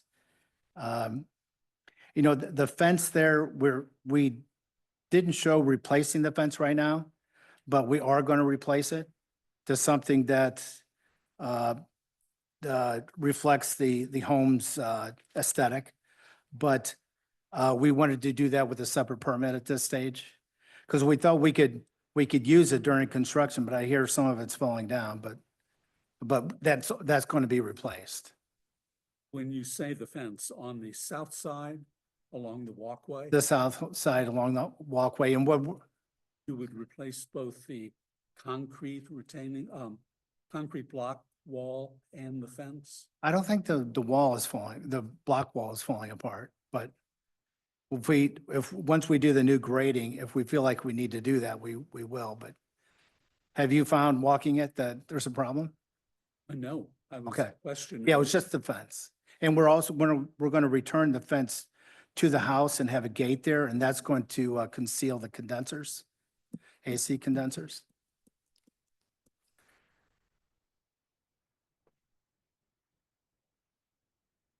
You know, we put the flow well tank at the front yard where it's nice and flat. If there's ever a need for one of the emitters to be used, it would just slowly drain off. You know, and not add any water runoff to the rear where all the water runoff is usually directed to.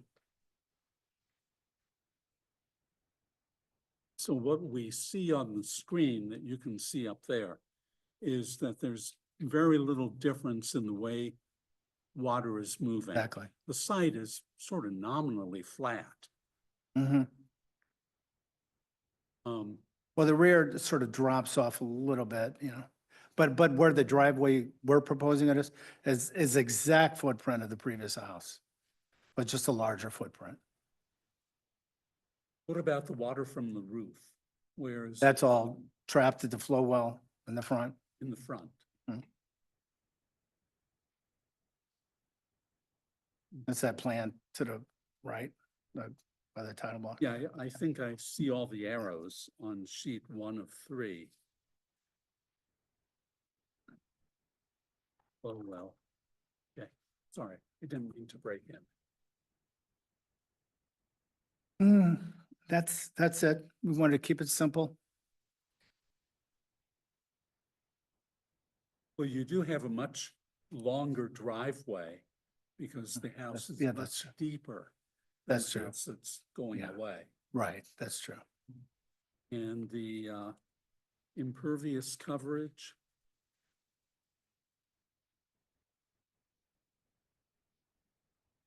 Makes it under the 55%. Okay. Really don't have any other comments. I see where the water is going, the impervious coverage, the site plan. I agree. I think that fencing does need to be replaced. Absolutely. You'll determine if the concrete block below it needs to be. Yes. Okay. Bridget? Yeah, I just had a question. You know, we don't usually see, the way is there a reason why you're just not gonna have a place to put the trash? Like, you know, I mean, cause usually people, it just would be nice for the homeowners to not have to pull it out on trash day Do and, you have any suggestions? I mean, I'm not, We're exposed. I just didn't want to, I think building an enclosure for it wouldn't look very nice. okay.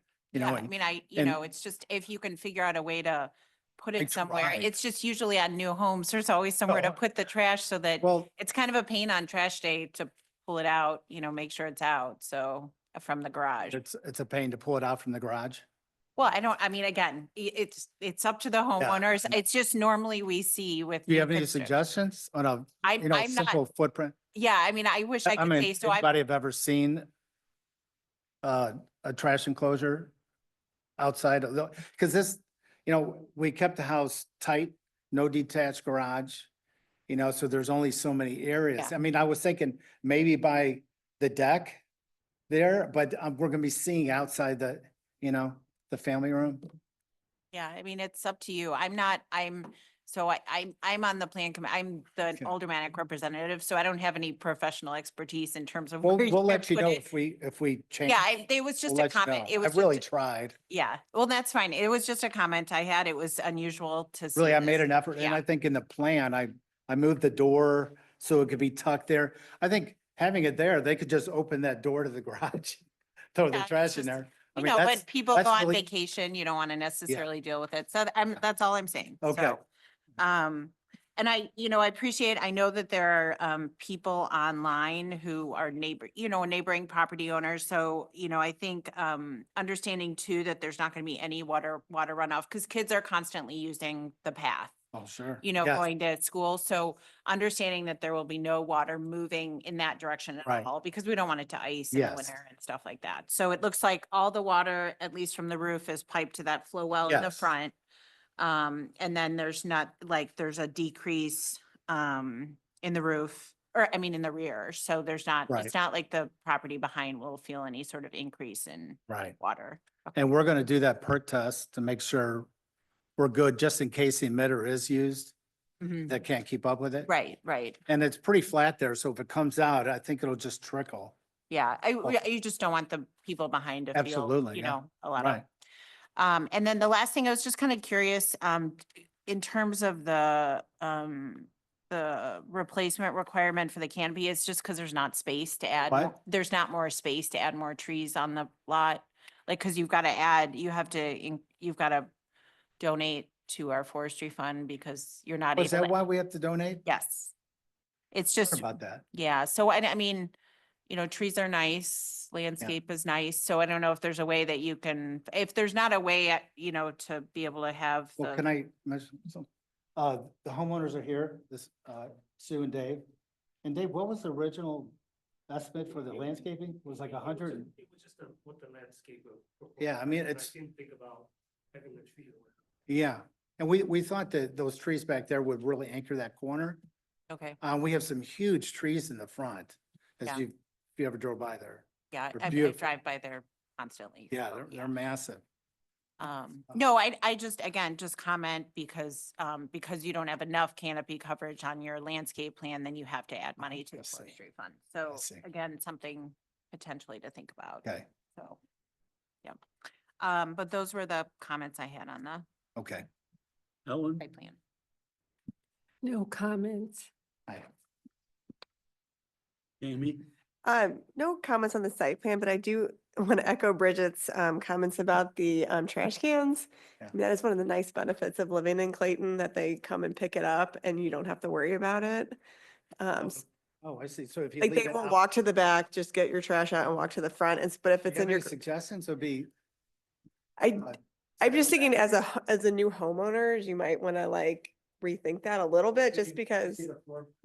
I think their role isn't to make the suggestions. We have, I will say that Yes. over 90% of our homes have exterior trash enclosures in one form or another. A lot of times they're off the end of a driveway. So if you put it off the end of your driveway to the side of a driveway, off still of the can't side of a match it. garage, they're fenced, usually a fence material that matches what you well, maybe use for we'll your look at the floor fence. plan. We could go over So that. you can do whatever I'm just, because the valet system has been described. You were not allowed to pull your trash cans out to the front of your house and leave them on the street. That I think wouldn't what we meet our do- code. sorry So to interrupt, but I think they would just pull it out to the end of the garage Yeah. when it's on that day. yeah, That's- I'm just saying that Yeah. because of how we provide the service, that's why it's a requirement of the trash enclosure, which is why it was a comment that you were receiving through your staff review is Oh, because it's a you weren't. requirement Right, to so have it's an exterior look at it? exterior trash enclosure so that it's in Oh, I the didn't know same it's a spot every requirement. time. So that's why has been called out to you. I just think it would look terrible. Well, they're all over town. They don't look terrible all over town. Really, So, yeah. well, maybe when we get to the floor plan, maybe we could talk about it? Well, that really fits with the site plan review. Yeah, It's I know, Exterior. I know.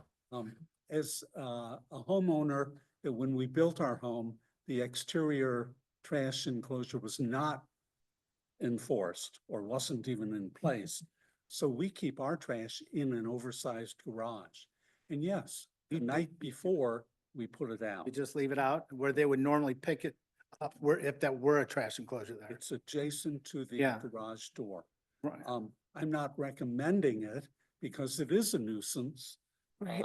And you could certainly put a trash enclosure at the far end of the driveway out here, as long as it has the proper setbacks.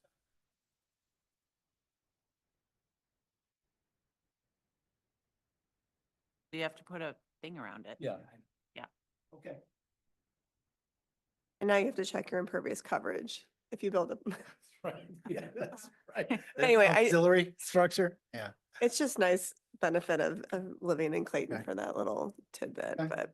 And then I guess you address the concern that there's no water draining onto like the cut through next to the house for all Right. the kids, Yes. because that is heavily used. Yeah, there's none. Okay, great, thank you. That's what the flow wall is. Yeah, it captures everything. But just on the trash enclosure, is that absolutely required? I believe Well, it you just said it is. was required. Yeah, so it's in our architectural Okay, guidelines, so they can required, provide a not- waiver for them Okay. to be stored inside if you'd Got it. prefer. I'm just, Okay. I guess that's the difference of the aesthetics of somebody who's been here. On the new house, two new houses that are after you on the agenda, both of them will have Okay, all right. a fenced trash enclosure off Done. of the driveway. It just Okay. makes it easier for Okay, them. And we're making a suggestion where it may go, but I think you and yes, the of property course, of owners course. need to work that Right. out. Mhm. But we would like to see it when the permit drawings are coming Okay. in. I'll have a detail for Where were we, Jim? Yeah, man, I don't want to hammer trash any more than where we are. But this is the first new construction plan I've ever seen on this board that didn't have a trash enclosure. And it specifically says in the staff report, word for word, bins placed on the driveway in the rear yard during trash days would need to be screened from adjacent properties by existing it. Oh, fencing. yeah, even if they were sitting there temporarily. Yes. Yeah, got it. Okay. So, Point well taken. yeah, I'm not gonna lie, okay. I have a lot of issues with, it's also just, if you look at the site plan, basically, every single line, we're increasing the runoff, we're increasing the pervious coverage, there's no trash enclosure, we're eliminating so many trees that you have to pay into the forestry fund. As I'm reading through and listening to your presentation and stuff, I'm looking for a win like anywhere, and like we don't have a win kind of on any single level, which is kind of troubling. Trash enclosure is a win. Because I will provide it. Anything else, Jim? That's all. That's it? David? I have no questions or comments. Okay. Comments from the audience? We have one. I'm the property behind them, so I'm happy that somebody's doing. Before something. you speak, Oh, sorry. let us know who you are. Scott Wolpert, 512 South Merrimack. Thank you. Please hurry. I've been looking at this decrepit mess for 3.5 years. You'll have to look at my trash cans. I do not have a trash enclosure. There's a water issue back there between my property and that property. I think everybody's aware. And please build a fence. That's why I'm here, because I saw all this, we're not building a fence stuff, and literally fence between my house and yours is leaning on the power pole. You know, the Singer's side is leaning over, and I think that retaining wall has been undermined by some water redirection that the prior owner did while he was gutting the house and painting colors on the outside for 3 years. So that's all I have to say is, I mean, ideally, the perk test stuff will prevent any additional water issues, because that easement that Ameren has basically in the back of mine and theirs, it's a swamp. I mean, it just is. And, you know, I mean, there's a lot of pavement. I don't know what you do about it, but if we can bury it underground or whatever, and then as an aside, the trench drain on the south side of that walk path is completely caked full of mud. It doesn't work at all anymore. I don't know if, I know the city put it in some years ago. I don't know if they can come out and scoop it out and make it work again, but I would appreciate it.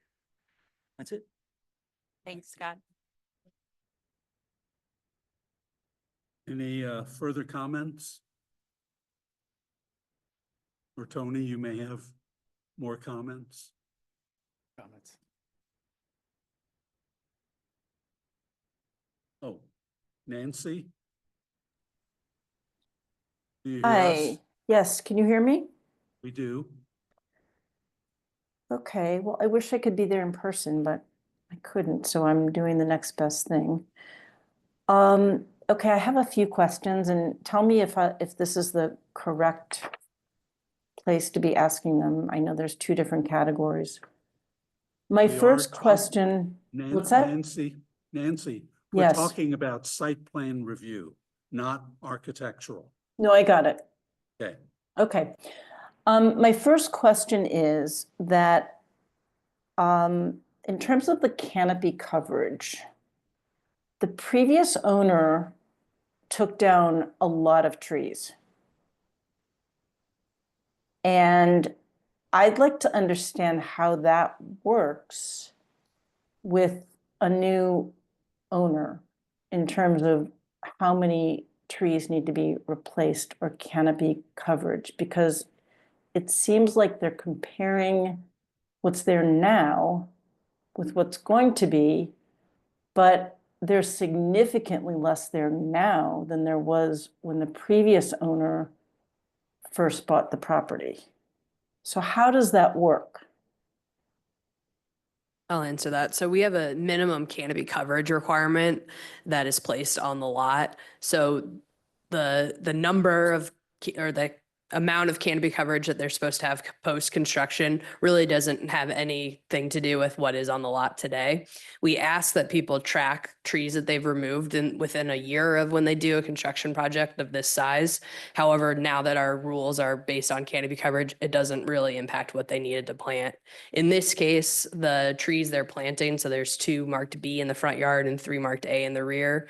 Those are all from our deciduous ornamental group of tree options. So they do not contribute very much canopy coverage over time. So as those 5 trees grow, they're not going to grow very large to be of the same size of some of the trees that you see elsewhere on adjacent properties, which is why they have that deficiency. So if they were to replace 1 or 2 of those trees with a larger deciduous option, then that would decrease the amount that they would have to pay into the forestry fund, because overall the trees would grow more in the long run.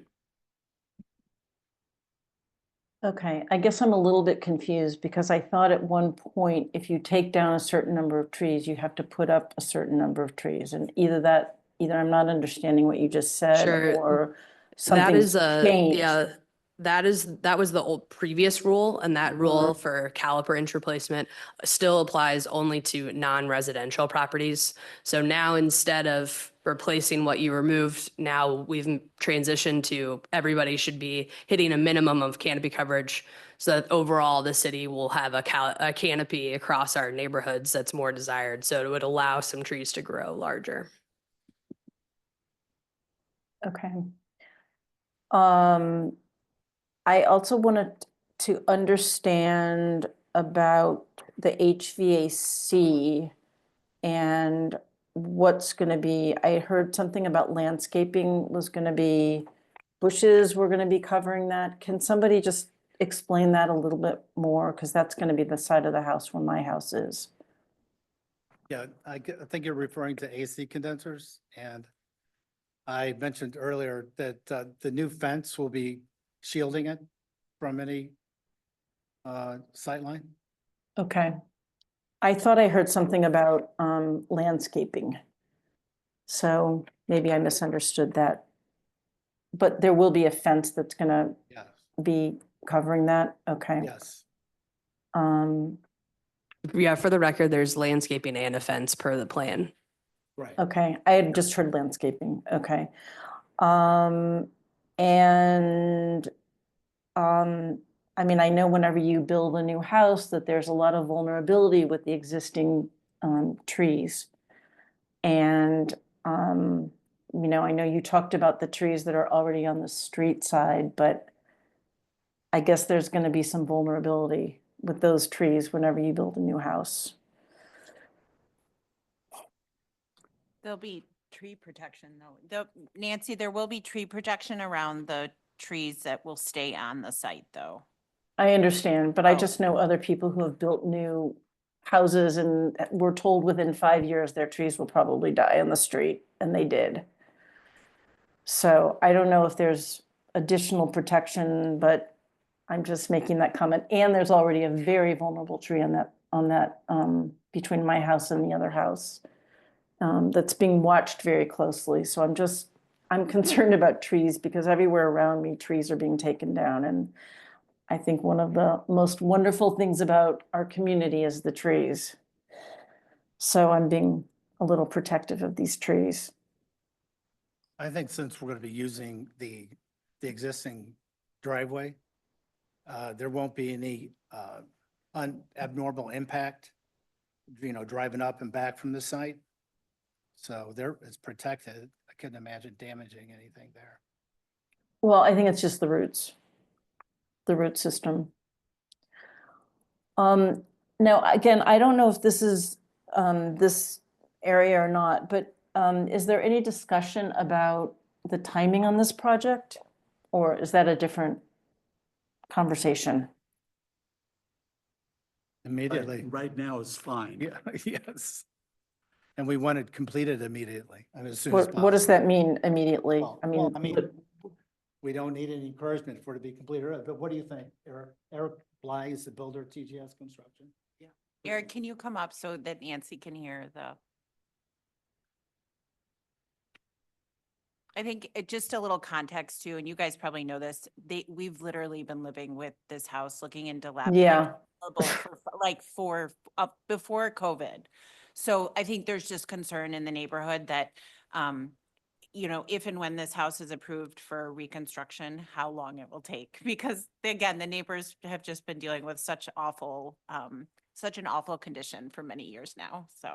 Yeah, no, I mean, I think we want to get going as soon as we can. So that's the plan. As soon as we get through the process of getting the permit, we're trying to go, I mean, as far as the construction timeline, we're looking at, 8 to 10 months would be the timeline. So That's pretty quick too, to yeah, build a house. Yeah. well, I mean, yeah. yeah.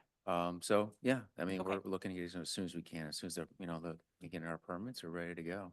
We've been ready to go for a while, so we're Okay. just, yeah. Okay, thanks. Sure. Again, I just have another question about, again, I don't know if this is relevant here or not, but I have a similar concern about the vehicles because it's a really narrow street, but I don't know if that's a conversation that we have here or in another meeting. But you have they're going to follow the guidelines. Nancy, what about it? Well, I mean, the construction vehicles, just, it's a narrow street and there's a school. Right, and And daily, yeah, there are drop-off and pickup yeah, times yeah. that will conflict with the construction vehicles. Mm-hmm. yeah, I'm sorry, Steve, Yeah. go ahead. But yeah, Basically, when the residents park on the street, it makes the street impassable because of the line Sure. of Yeah, parents. I think after the foundation is dug, we have that native driveway. And so I would think that would be that could be 3 vehicles and we'll have 2 out front. And we'll make sure that the larger trucks will, I don't know, that's logistics. I'm not sure how that's handled, but I guess you'll work with the city and make sure that you'll take care of that. What is the construction company name? It's TGS. GF. Yes.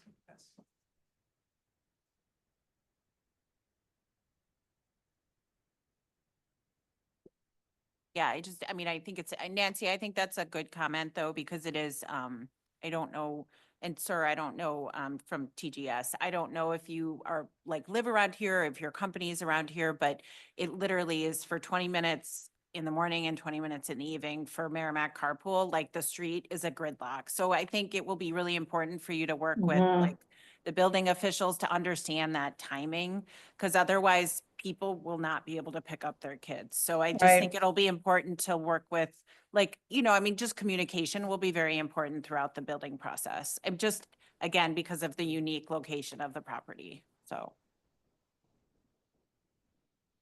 Thank you. And I have one other comment.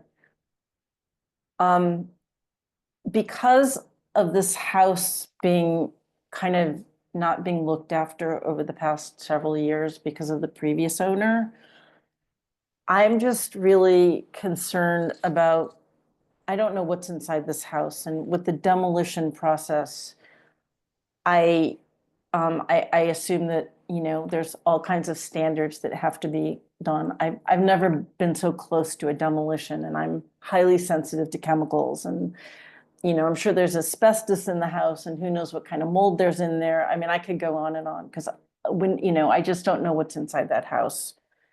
I- I assume there's just regular standards that have to be followed by the city as a house is demolished. So I don't know if anybody can shed some light on that for me, but I get nervous thinking there's asbestos and there's a demolition going on. Well, demolition, there's an inspection done, there's best managed practices in removing any type of material that's asbestos or what have you.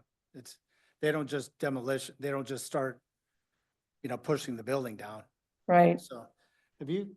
Yeah, Nancy, through the city will require a demolition permit, and part of getting that Okay. permit is that they'll have to provide to us a clean report from St. Louis County Public Health that shows that either there was asbestos that was properly removed and abated, or there's no asbestos to abate.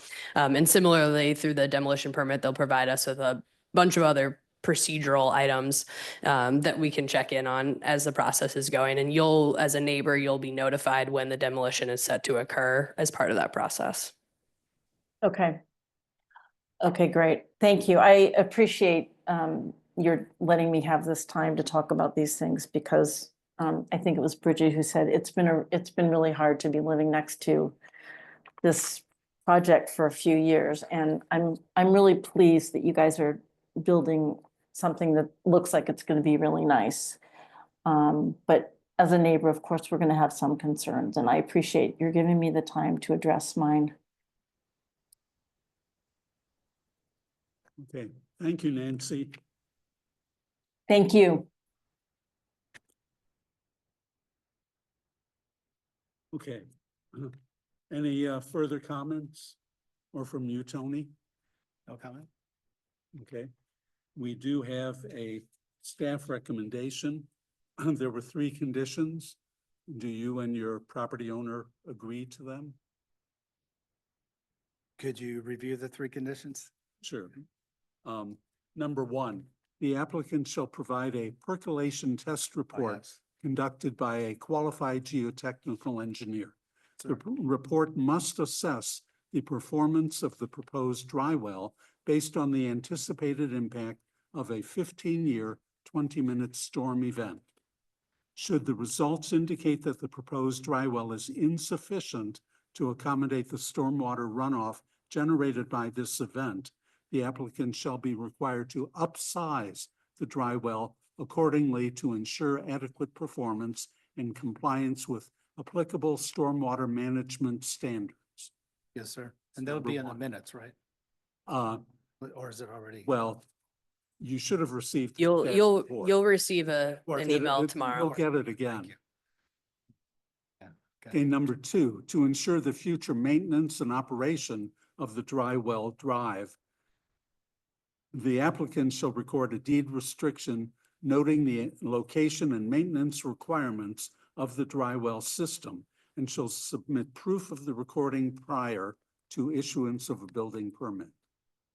And 3, the applicant shall contribute to the city forestry fund compensatory with the requirements of section 405.4110.c.2.a.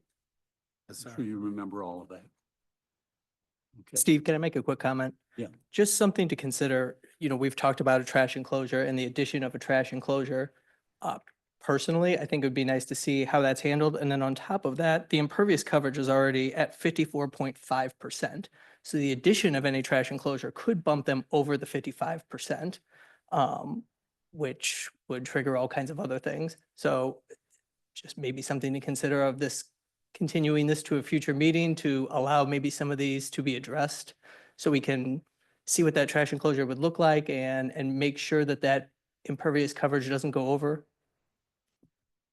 I would agree with that, Jim. And as you're looking at it in the future, you may have to shorten your driveway a little bit to allow a trash enclosure to be there and to stay under the 55% impervious. You could also think about, I mean, there might be a tree that you could add in the rear, you know, which would improve, you know, the backyard, and then there wouldn't be the forestry fund. It's just something to talk about with a landscape architect. Yeah. But I do feel that, as Jim has well stated, that we'd like you to put a little more thought into it and come back. We'll see if we have a motion to that point or not. 30 days from now. I'll make a motion to continue the site plan review to a date uncertain. Anna, would that? Yeah, we can follow up with you tomorrow. There's another meeting in 2 weeks, so we'll give you a deadline to get that one. Can't be done on 2 tracks, like, What do you think? I don't know. Yeah. The house could go through permit review while we're waiting for site plan review. I don't know, we're trying to remove that house, clean up that lot. No, I know, and we just want to make sure. I'm sure you guys do too. You want us to do that as well, but okay. For a second. Second. All in favor? Aye. Opposed? Okay. Thank you. You'll work with staff Will be. tomorrow. Okay. With that in mind, I would recommend that the architectural review be held off until you come back also, Okay, in case there are any modifications. okay. Do we have a motion? Steve, do you want him to go through the architectural review? We haven't gone through it at all. Oh, well, sure. I don't think it would impact the architecture. I just want to make sure that we don't skip architecture review and then next week have a question that comes up from architecture review. Good point. If I need to address it, I could address it then. Exactly. Yep. Yeah. Okay, let's start. Ryan? Homes on this block form a consistent character with similar materials and massing. Homes are 2 stories with red bricks, central entrances, and simple roof lines. Flat from facades aside from bay windows, balconies, or covered entrances. Newer houses tend to be slightly larger in massing but follow similar trends. The home is proposed to be approximately 26.9 feet in height. Each of the adjacent homes' is calculated approximate height is 20.5 feet based on the applicant's context elevation. The new home would be slightly taller than adjacent homes, which is common for newer homes on this block. The home introduces more variation and greater massing than homes on this block. This is likely to have some visual impact given the consistency of homes nearby, but is not out of form character for the Davis Place neighborhood. The new home incorporates brick with dark blue and gray hues and ebony metal siding. A new deck is proposed at the rear yard with materials unspecified. The decking appears to match the color of the house, and the applicant has specified that no vinyl materials will be used. A new fence is proposed, and the applicant has stated that fencing and materials will be selected and permitted at a later date. Concrete is proposed for the driveway and front entry path. Staff are of the opinion that the concrete should match the city standard pour of Merrimack sand and gravel. As proposed, the materials meet the architectural review guideline requirements. The building materials will differ from adjacent homes, which is likely to have some visual impact. It will contribute to the variety of styles and materials in the Davis Place neighborhood. Staff recommend approval with the condition that the concrete paving matches the city standard pour of Merrimack sand and gravel. Okay. Tony? Yeah, I guess I can expand on that. The architecture, we wanted to have some type of contemporary bent to it, maybe with the monochrome look. But we wanted the hip roof so that we can tuck the building without having gable ends. The neighbors because we're kind of uphill. We didn't want them looking at a gable end, so we kept it low lying as well. You know what, can I show you the brick and colors? I don't know if I'm. Sure. I was going to talk a little bit about massing, but it's this.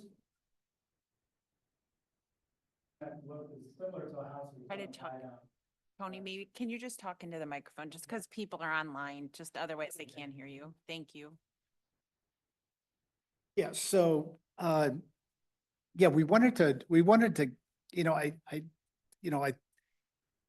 Clayton likes a consistent aesthetic to some degree.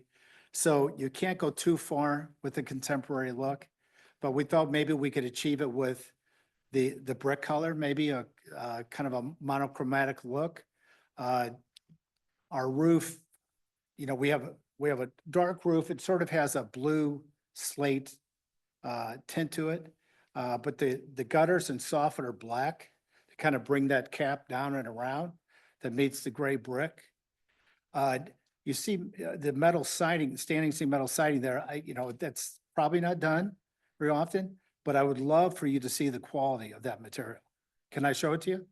Yes. No, I didn't have, well, you know what, I think it's on there, but you probably don't have it. Is it A3? I'm waiting, materials.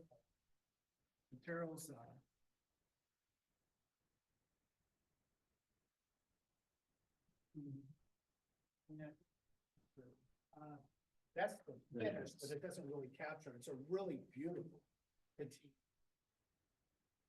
So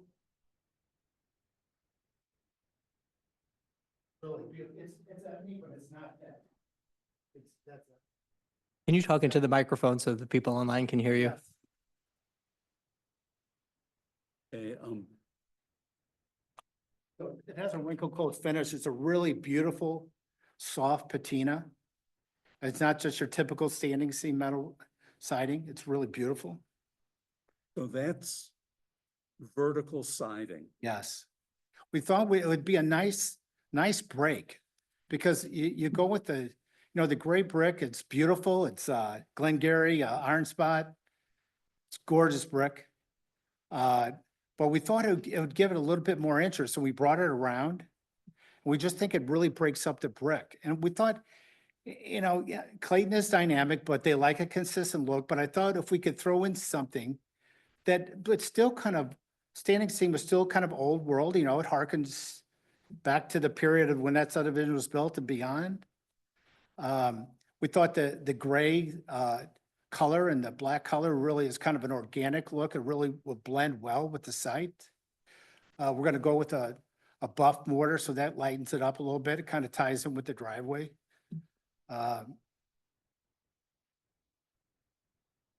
We're kind of gone with a kind of a deeper soffit to give it kind of a little bit mid-century look, in lack of a better term.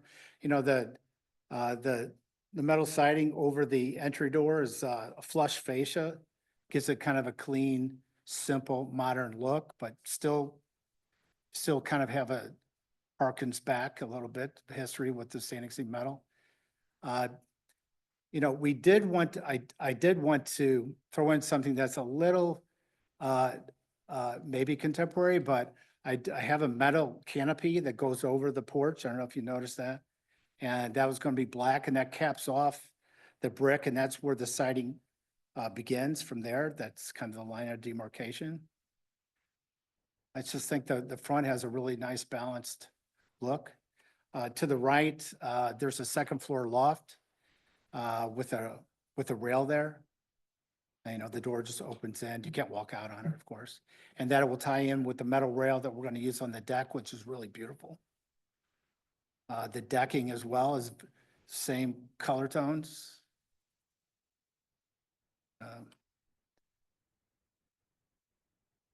Yeah, the architecture was meant to be very simple massing, just like the rest of the housing. So that's all I got to share. Okay.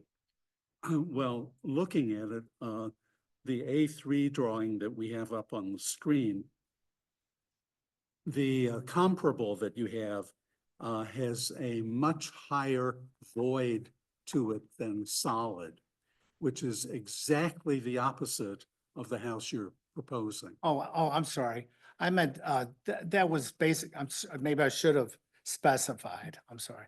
It was meant to the brick color and buff mortar and the siding. That siding is the exact same siding.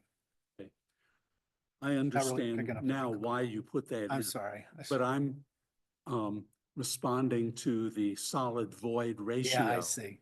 Which is very different from. Yeah, I wasn't referencing that. But okay, let's go back to the color then. Yes. I find it depressing. I find it just very, very dark. I don't really understand the vertical metal, both over the front door and over in the projection where the stairway is. And then on the north side elevation, it's there also.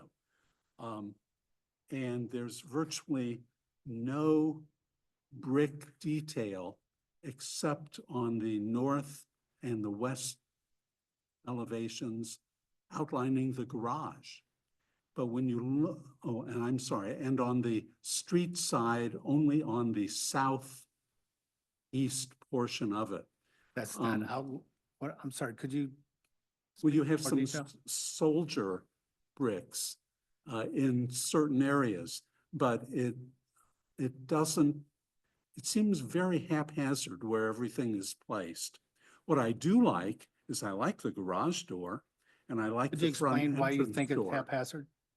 Well, I'm sorry. Can you explain why you feel it's haphazard? Haphazardness, the windows with relatively little detail attached to that. Some of them I see a sill and some I don't. Some I see a header course and not on others. It doesn't Well, seem maybe it's the to be rendering that consistent. didn't pick it up, but So what I'm saying is we have these big flat surfaces. They're very dark. The brick, is that dark to you? yes. Well, I was wondering, like, there's a house right on Wydown that's very similar. Totally symmetrical, no interest whatsoever. This house has much more interest. Maybe we should have got that address. No, I know what I know what. know which one I- It's 7430 Wydown. Yeah. Yeah. Okay, thank you. Yeah. Yeah. And the solid to void ratio on that house is much closer to a 50-50 as opposed to what we have here. I guess I really wasn't focusing on the negative and positive void. So I have concerns about the overall appearance of it, how the materials are used. What I do like what you did with the roof. That'll keep it much lower. Of course, it'll be more foreshortened when we're at street level as opposed to the flat elevation. I just have a Maybe lot you're of not, I mean, I'm problems. sure you're capturing everything. I mean, the varying heights there's a stairwell right there that graduates up to the entry, which is emphasized by that contrast in materials. We have another material that is juxtaposed with the brick with the kind of the Juliet balcony there. The windows are much more variety than there's even a previous house earlier, which I shouldn't reference. A very simple style. I feel like I'm breaking up the windows. You know, you can call it depressing, but there's, you know, it's very much a look that people appreciate nowadays, the monochromatic look. And Clayton keep building houses with the same brick, same this, same that. How about introduce something that gives a little bit more dynamics to the architecture? It just seems like there's nothing that's allowed to be introduced that counters, you know, the tapestry of architecture. Well, I using. mean, can we work with it? Oh, I think so. But if it's too depressing, I mean, there's something about it that you can articulate that I can respond to? Because, go ahead, I'm sorry. Well, as I said, I think there's a lack of detailing to it. I'm concerned with the number of windows and sometimes how they relate to one another. There seems to be a great variety. And the color is just dark. I think if there were much more detailing on the building, you know, maybe a stone base of some sort that related to the entry that's then topped with the metal, the vertical metal, something like that. I mean, we're not here to design it, we're here to review it. Well, I want to respond, and I don't know if that's the consensus, but Well, that was only one right, of out of course. But six. I could see that entry there, where it's recessed at the entry door could be all limestone clad, of course. That would give it a little bit more of variety and a little bit more focus to the entry door. I think what you're suggesting is a little more of the detailing that we'd like to see, because I feel if you're walking or driving down the street, what you'll see is the vertical metal siding as opposed to where the front door is. So, and I've made enough comments. Let's see Anybody if else? everyone will contradict Sure, me. sure. Bridget. Yeah, I mean, I just have a little trouble with this rendering because it is hard to see so I don't know if you're able to come back with something that's a little bit more, so you can see the render, so you can see the detailing a little bit, because it is hard to see because it's so one-dimensional. Right. You're not really getting a lot of three-dimensional in this rendering. I mean, I know again, I'm not a professional, but I know that we've seen other renderings where you really can Yeah, see I- more of the three-dimensional aspects, so that might be helpful. I think that there's absolutely, certainly you see a lot of red brick, of course, in Davis Place, the neighborhood, where this is. I'm not suggesting that it has to be red brick at all. And I quite frankly, if you want a house that's dark, I think that that's up to you and that's up to the property owners. In terms of adding a little detail, I think that would be great. I think you're correct. I think that people would appreciate to see something, perhaps a little bit different, but that's just my opinion. I think that the house on Wydown that you're referencing, I don't find it particularly attractive. And I think this house has a lot more detail to it. That house is very dark and I feel like it does kind of stick out a little bit. Is that a bad thing? I don't, that was the choice of those owners to build a house like that. So however, I think this house, especially with the roof, and I like the siding and introduction of a little bit more material, the front door. But I do think it would be really helpful for me and maybe other people to see the detailing better on just a better rendering. So, Well, I think the lack of detail was also part of the aesthetic. yeah. Okay. You're not capturing like, the soldier on the left side of the front elevation wraps around to the termination. With this brick, when you do a soldier, you can really see the soldier that breaks it up. But to add detail to this would kind of take away from the aesthetic, if you ask me. And I mean, the left elevation, and again, I guess this is up to the property owners and it just hardly has any windows. I don't know if you want that few windows. But that's. Yeah, I kind of work from the floor plan, but we'll see if we can puncture that with a little bit more, a few more windows. I mean, on the right elevation, I have a lot of windows. They align with each other. There's a lot of consistency. The front as well, the rear. I mean, I went out of and I know, and I'm sorry, I know how you're not catching this, but the window over the window over the garage, I broke up. I wanted the window to center in the master bedroom.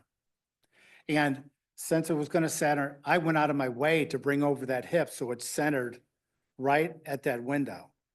And then where I broke it to the right to give it centering, that's when I inserted a little bit of a break of material there. Yeah, and it's just hard to Seems see like it that. makes It's hard sense. to see that. Yeah, on I here, know, so. right. Mhm. I was just trying to tell you my logic, but Mhm. Can I break in? Yeah, Okay. oh, sure.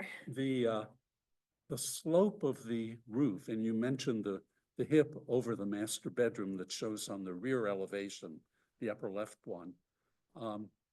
It's such a low slope. I don't think you'll see that roof from the ground. well, you see the soffit. You see the profile. I mean, Well, I see the profile of the soffit. I don't think you'll see this. No, you may or may not see that, but you'll see the profile. I mean, like the new house, maybe 3 houses south that had the drive taking up the entire side coming down below. They went with a reverse gambrel. They went with extremely low and then high, just to meet within the building height. And I know you don't see that. And I'm not trying to resist, but No, that was just a comment. yeah. Yeah. And I just thought the low-lying slope as well lends to a little bit of a modern aesthetic as well, instead of your high ridge, like everything, or your high slope, like a lot of houses have. I don't object to the low slope at all, but if we're counting on seeing the roof, that I'm not sure will. Well, I don't think I'm counting on it because, maybe if you went to the 2D drawing, you could see a little bit better, but We are looking at the 2D. well, that's the rendering that I do that washes out all the detail. But, yeah, I don't have a mouse here, but yeah, I think you can see a little bit more clearly, but you could see the over the garage. And now if I was looking up at it, you'd see that soffit die centered with that window. And I even went out of my way to, if you went to the left, to the right elevation, you could see that I brought the roof plane up to raise that hip roof. I went through a lot of detail to all this, to break it up. Yeah, I mean, if I had a mouse, I could show you. Yeah, you could see. Sorry, you can see that. You do have the mouse. What? Mhm. Okay. Oh, great, wonderful. Okay. Yeah, so like this roof plane here, I brought that roof plane up to bring up this soffit, and then I brought it back down at the master closet. I think it's a nice break. But you're not capturing it, so I'm sorry. Yeah. Well, looking at this, the black and white, there's the beginning of a detail that I missed. I know, you're missing, it's all washed out. I'm sorry, yeah. Well, when I see it on my screen, I, like each line, I gave it a gradient of like gray and it looks great and, yeah. Yeah, so we'll get you a rendering, Sorry. Oh, no, you're. but thanks for the input. Ellen? The color bothers me, What bothers you? the color Yeah. of the brick. I think you've got a good beginning. If you had shown that in a red brick, beige, white, but the black is, Oh, you know what, though? I'm sorry to interrupt you. no, and That's- quite honestly, I wear a lot of black and it's kind of my go-to color, but in this case, I agree with Steve. It's Oh, this is black? depressing. Yeah, black, dark gray. In the sunlight, it'll look light, but if we have dark days and at night. Now, if you had shown it in another color, I'd say, yeah, I maybe a little more detail, roll-lock, soldier courses, that kind of thing. So a lighter gray would be sufficient? It might be. I mean, I'm not going to tell you, yes, I'd like to see it. I'm a visual person. Okay. But the dark, that brick, I think really takes away from what you've proposed. So. Kami? Unfortunately, I'm in agreement. I also think when you, when you look at this maybe by itself, I can see like your design intent, around it. But I think when you look at it in the context of the neighborhood and the street, I just think it stands out way too much. It doesn't feel like it's part of that community and part of that street.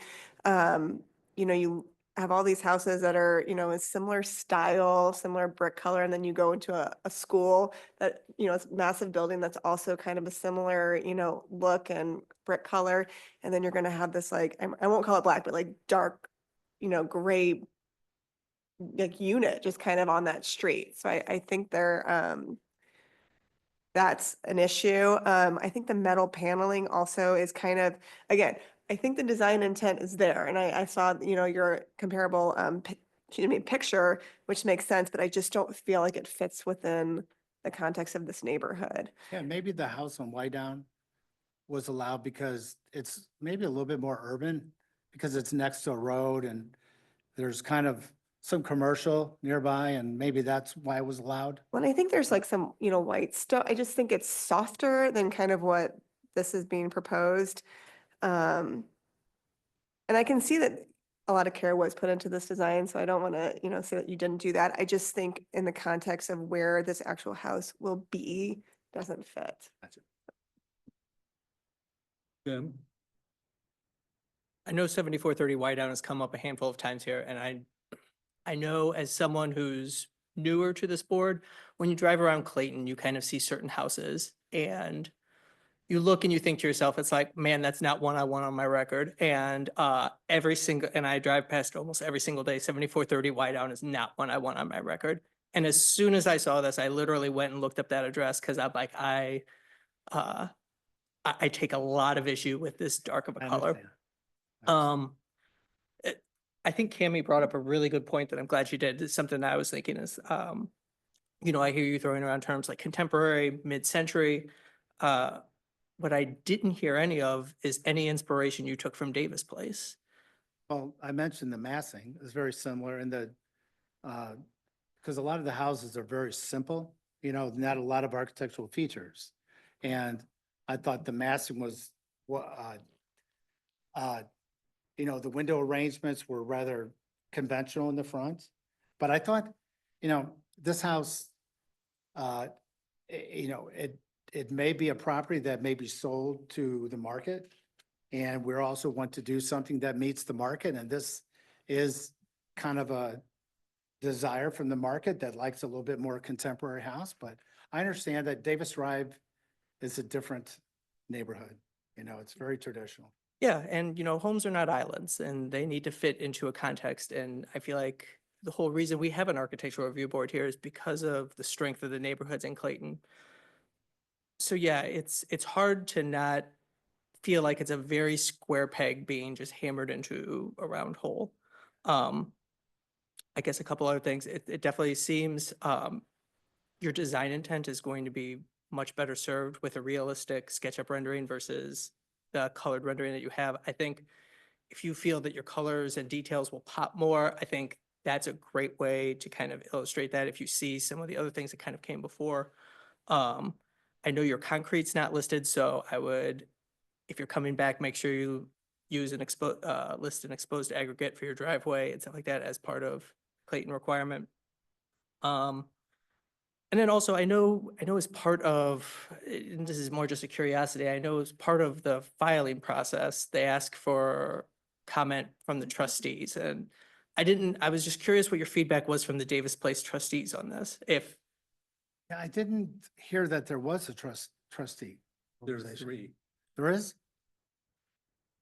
No, we looked into that.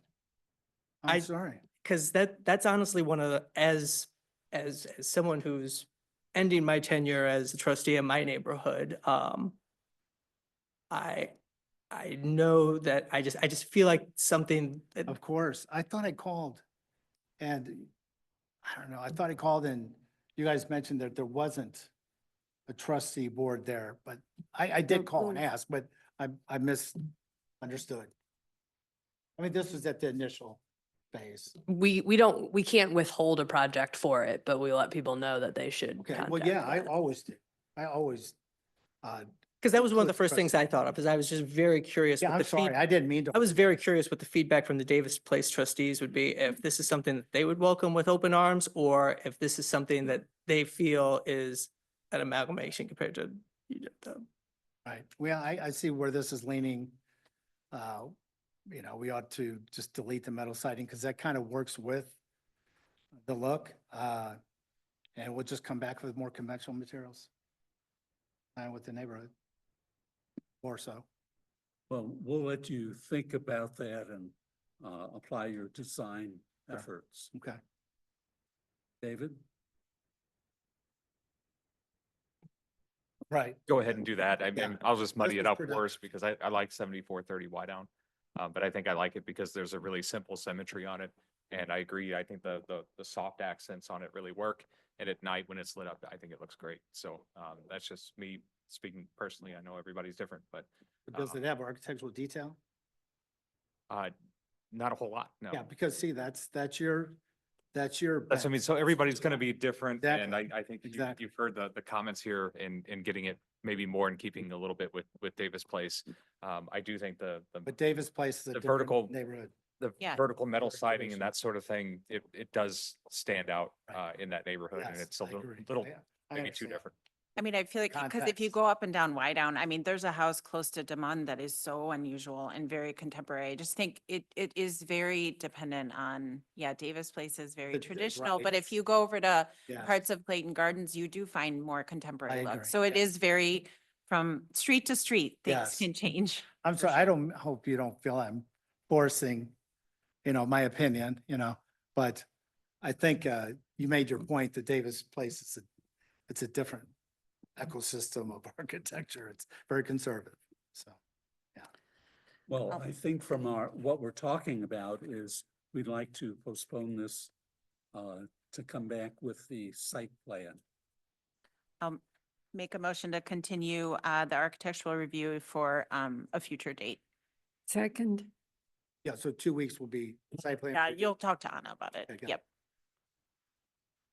Great. Is there a Thank you. second? Okay. Second, Oh, yeah. all in favor? Aye. Aye. Opposed? Okay. We'll look forward to seeing you in the future. Okay. Thank you.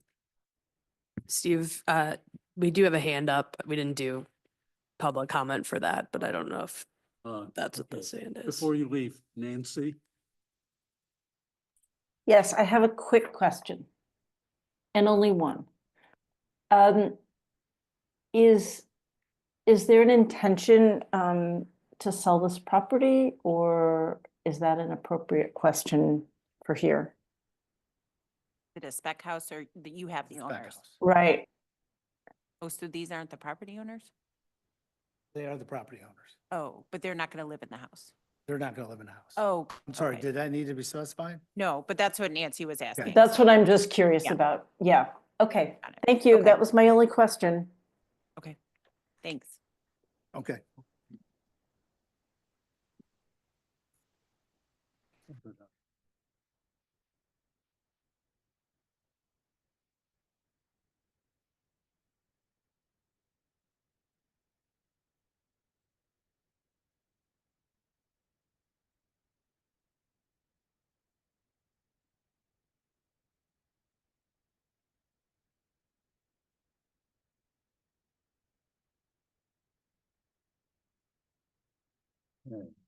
Let's see, next on the agenda is 121 Topton Way. And I believe we have the applicants here. So we'll start with Ryan. Subject property is located on the west side of Topton between Maryland and Kingsbury. The property is zoned R2 and is in the Clayton Gardens Urban Design District. The developer received approval for construction of the new home on December 16, 2024. The project was originally proposed as a speculation build, and amendments are now proposed to address preferences by the buyer. These include relocation of the front yard path and reconfiguration of the associated grading, reorganization of the drainage to capture more roof runoff, relocation of the HVAC units to the north side yard, modifications of the rear deck, addition of stairs to the driveway from the rear yard. Staff recommend approval with the following conditions. One, that the applicant shall provide a percolation test report conducted by a qualified geotechnical engineer. The report must assess the performance of the proposed dry well based on the anticipated impact of a 15-year, 20-minute storm event. Should the results indicate that the proposed dry well is insufficient to accommodate the stormwater runoff generated by this event, the applicant shall be required to upsize the dry well according to ensure adequate performance and compliance with the applicable stormwater management standards. And two, to ensure future maintenance and operation of the dry well, the applicant shall record a deed restriction noting the location and maintenance requirements of the dry well system and shall submit proof of the recording prior to issuance of a building permit. Okay, thank you. Welcome back. Mike Thompson, Thompson Design Group. I'm the architect. The engineer could not come tonight. He had something else going on, but basically it's very few changes to the site plan. Here, we did relocate the mechanical units and put a screening wall in for them and essentially put a stairway going so you can get from the driveway to the backyard. That is essentially what caused this. We went up 0.1%. Still within the standards, but that's really what caused that. As far as from the concerns that were with the original approval, I noticed the civil engineer, he's already upsized the dry well to 120% of what a 20-year event would be. And so now we understand we still need to do the percolation test, but we've got a 20% buffer to start with, kind of thing. So that hopefully will take care of all the water concerns. And I think the only thing the staff didn't mention is, I was just going to say the retaining walls, which were originally like a Versalock mosaic type, have now changed by the homeowner's preference. They want to do the brick and with a stone cap to match the house. So all the retaining walls you see, as far as even the wall around the mechanical units, will all be the brick matching the house with a stone cap on it, which would be a really nice look. Yes, it will. That's what I thought. Well, with the 120% for the dry well, I feel much more comfortable about that now. There was a lot of discussion about drainage initially, so we took that into account, yes. Our big problem here, drainage. Mhm. Otherwise, I don't think the drainage pattern changed much. No. And the building size didn't change, the roof didn't change, so really, other than that, like I said, other than that 0.1% that we gained by the couple little changes we did, yeah. Otherwise, nothing would change with it. Around the air conditioning units, is that a fence? No, it would be, again, one of those brick walls. There Brick wall also. with a stone cap on it. Okay. Well, I think that's a much better design solution than the Versalock. Yes, it will have a much nicer look. Yeah, very good. I really had no other comment, except I was concerned about the dry well, but you've answered it, so. Excuse me, I was supposed to mention too, we have a homeowner here and that's why the changes. It actually is a Clayton I haven't met them or anything, but I understand they're Clayton residents now and wanted to stay in Clayton. So they're purchasing this house. I didn't have any additional comments. Steve asked about the dry well, so. Ellen, No additional comments. Amy, Comments? Tim, No comments for site plan. do we have anyone online?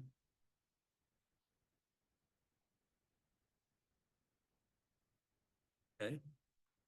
Well, this is site plan review and are you familiar with the two recommendations? Yes. Probably Yes, heard they're the before. same ones as before, yes. Yeah, okay. Have a recommendation to approve. I'll make a motion to recommend approval with the two conditions in the staff report. Second. All in favor? Aye. Opposed? Okay, great. Oh, David, did you have any comments? I sort of bypassed you. Okay. Okay, let's move on to architectural review. So architectural review for this project was last approved in January 1st of this year, and the following changes are proposed. The use of a red brick rather than the dark gray, floor plan modifications including opening of the rear sunroom and removal of a basement window on the front elevation. Staff recommend approval is submitted.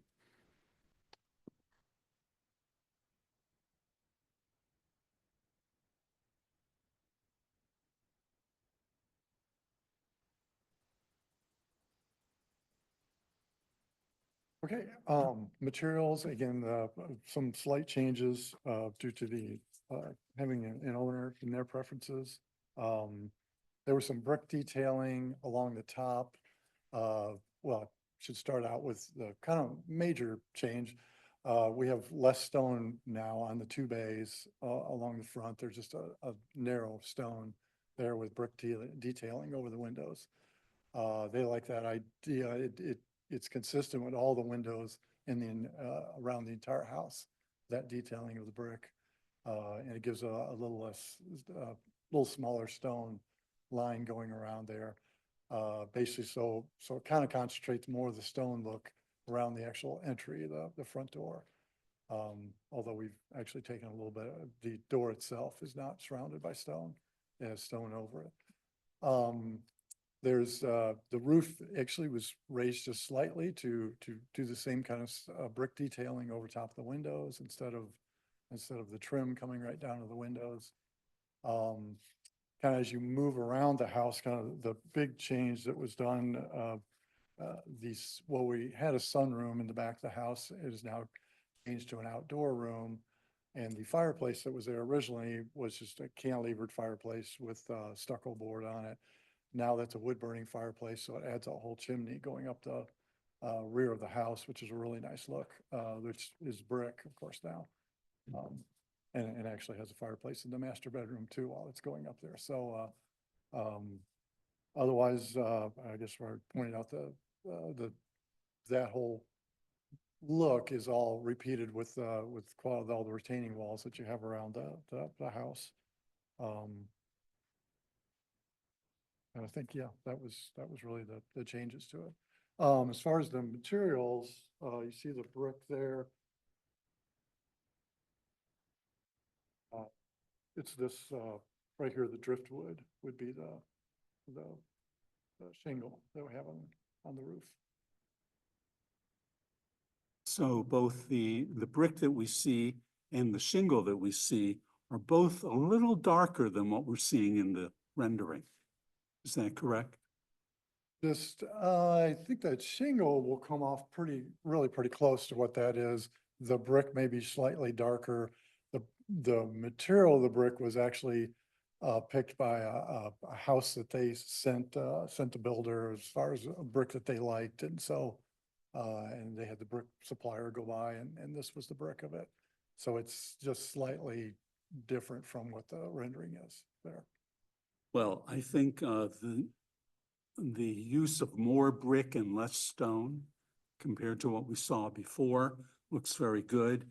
The stone really accentuates the entrance now, and it's built up from the base of the stone that's thicker up to the narrow stone between the first and second floor. I like the roof being a little higher also. And the brackets in there, and now all the windows or doors are surrounded on the sides and the top by brick. And you know, there's a lot of detailing in here. Some of it subtle, some of it not so subtle, but it looks very, very good. I'm comfortable with it. Also, the solid void ratio is very nice. There too. Yes, I think one of the things about this house when you're in most of these rooms, because there's bays on two different sides, I was telling the builder that, yeah, basically people will be stunned by the amount of light when they walk in the rooms. Bridget? No, I think it looks very nice. Thank you. No comments. Ellen? I like the changes. Well done. And a small detail that bothered me was the numbers over the door that were quite large. Yeah. The devil is in the details. There you go. So well done. Amy? Yeah, I think the changes are definitely an improvement. So nicely done. Jim? I find the changes an improvement as well. David? Looks great. Thank you. Okay. Any hands up?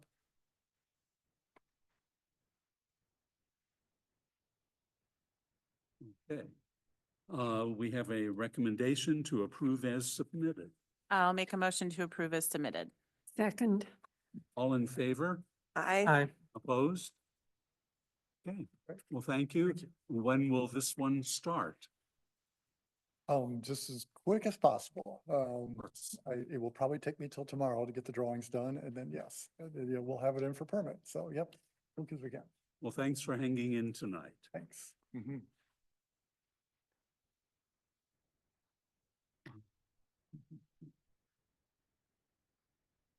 Oh, that's right. Okay. Yeah, don't leave yet. I forgot that. Okay, we'll get started. Ryan, on the site plan. Alrighty, so for 7632 Westmoreland, the site plan was originally considered on March 3rd and was continued for the following revisions. One, so a neighboring ash tree was a point of concern given its potential conflicts with the proposed landscape plan. The most recent landscape plan revisions included a letter stating that they would remove the neighbor's tree at their request. Two, street trees are normally located in the tree lawn between the sidewalk and the street. However, no trees are present in this space and Public Works did not request any be planted. There is an additional 5 feet of right-of-way between the sidewalk and the property line. This area contains trees that are proposed to be removed and Public Works is not going to seek replacement or compensation for those trees. And then three, the city's landscape architect had concerns about crowding of trees on the site and their longevity in these concerns. Street trees are normally located in the tree lawn between the sidewalk and street. However, no trees are present in the space. And then there's, oh, I'm sorry. Sorry, I accidentally wrote my notes wrong here, guys. Essentially, the concern that they had about the location of trees, they removed some trees in the rear yard and they removed some in these back corners. Additionally, with no trees being requested in the front tree lawn, the big ones in the front were not going to be as much of a concern. So the crowdedness of trees was not going to end up being a concern. With those fulfilled, staff recommend approval with the following conditions. One, that the applicant shall provide a percolation test be conducted by a qualified geotechnical engineer. The report must assess the performance of the proposed dry well based on the anticipated impact of a 15-year, 20-minute storm event. Should these results indicate the proposed dry well be insufficient to accommodate the stormwater runoff generated by this event, the applicant shall be required to upsize the dry well accordingly to ensure adequate performance and compliance with the applicable stormwater management standards.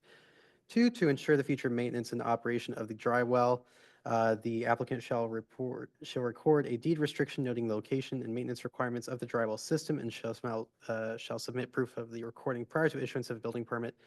And three, that the applicant shall contribute to the forestry fund compensatory with the requirements of section 405-410C2A.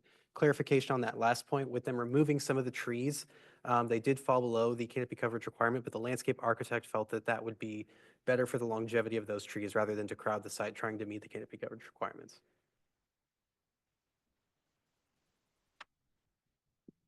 Comments?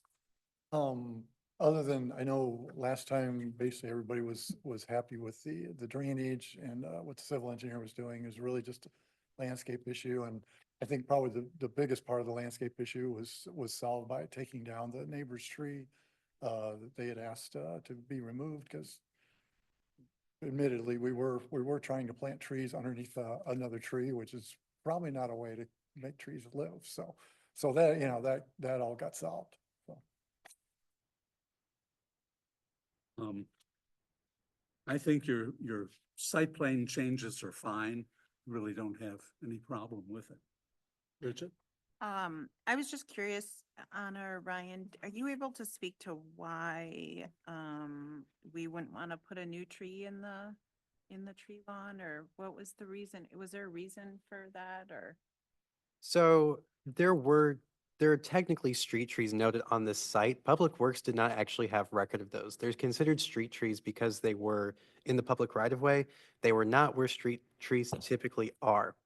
So since there were none before, Public Works said we're not going to make them plant any. And because of the trees that were there that were not of record and were not in the place that they usually are, Public Works wasn't concerned with having them replaced. Additionally, because they've got two big trees proposed right there adjacent to the property line, they felt that they were maintaining that canopy coverage that the street trees are meant to provide. I understand. I mean, it is unusual. It's a very short, like it's a very narrow street. You know what I mean? It's not, I don't know how well trees would necessarily grow right there. So maybe that was a thought, but. Something that's not noted on this site plan, but is a condition of it. So directly adjacent on each of the properties, there's street trees that are pretty close on either side. So additionally, Public Works, they weren't concerned, they're not concerned about there being a gap in space, essentially. And then, so just so, and I know we talked about drainage a little bit, but when I was re-looking at this, I know that the only increase was to the alley. But then in the staff report, it says a rear yard drain and downspouts on the garage would be piped to a pop-up inner. So you're taking it all the way from the garage all the way to the front of the yard. I believe so, yes, A long way to go. yes. I guess because the increase is already at the, I mean, you already have an increase going to the back, so then you're Want to piping it. minimize that as much as possible. yes. Okay. I'm just trying to remember. So there still wasn't an increase though to the front, right? There was not. The only increase, I guess, was to the back, which I just said. Yes, I Okay. believe so, yep. Because it does slope down significantly, so again, just making sure there's not water flowing down onto the sidewalk. Which there's not now, unless there's a huge rain event, so. And I do feel, I think you said that you guys got something signed from the neighbor related to the tree. Yes. Yeah, yes, and that's all, I guess will be submitted to staff at some point, or, correct, yes. okay. Okay, I don't have any other comments on the site plan. Thanks. Ellen, No comments or questions. Amy, Comments? Jim, Your trash enclosure is 6 foot 6 inches by 9 foot 9 inches. Can you tell me as far as on what face that opens up to take the trash out? Which direction? On the 6 foot face, yeah. So the 6 foot, I assume the side right next to the garage doors? Yes, and the part, of course, is the side towards the alley, yes. Okay, so based off of, it doesn't look like there's concrete there, so will they just drag those through the grass or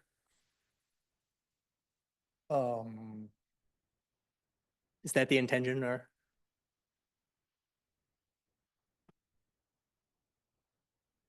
I thought there was, well, there is a, I don't see a concrete pad. I see, there's a walk that goes there to the, okay, to the driveway, that goes around there to the side, okay. right? There's a, door going both ways, yeah. So you just walk right there to the driveway. Got it.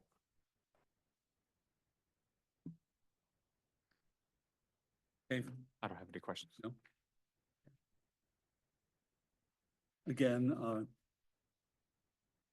you're aware of the recommendations Yes. by staff, okay. Do we have a motion? I will make a motion to approve the site plan with the 3 conditions stated in the staff report. Second. All in favor? Aye. Aye. Okay, Ryan, let's move on to architectural review. So the architectural review is continued with the following requests: to provide material samples, provide the garage rendering, provide a roof plan for the house and garage. The garage rendering and roof plans have been provided. No architectural changes are proposed, and staff recommend approval with condition that the trash enclosure have a wood texture.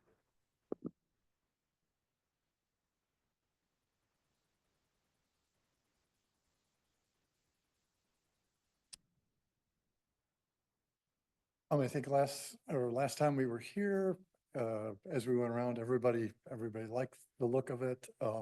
We didn't have materials here before. And in the meantime, I've also drawn a roof plan. In fact, I've seen how we have a rendering of the garage, so that we didn't have before. So there's as far as the brick, and otherwise it would just be the dark roof there, is what you're seeing in the rendering, and as far as the materials.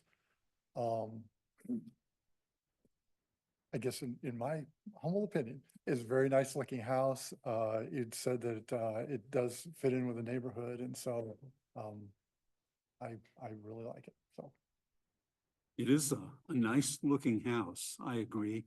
The materials look good. All the trim is a gray, is that correct? yes. It's a gray stone, yes. Will even over the peaked roofs?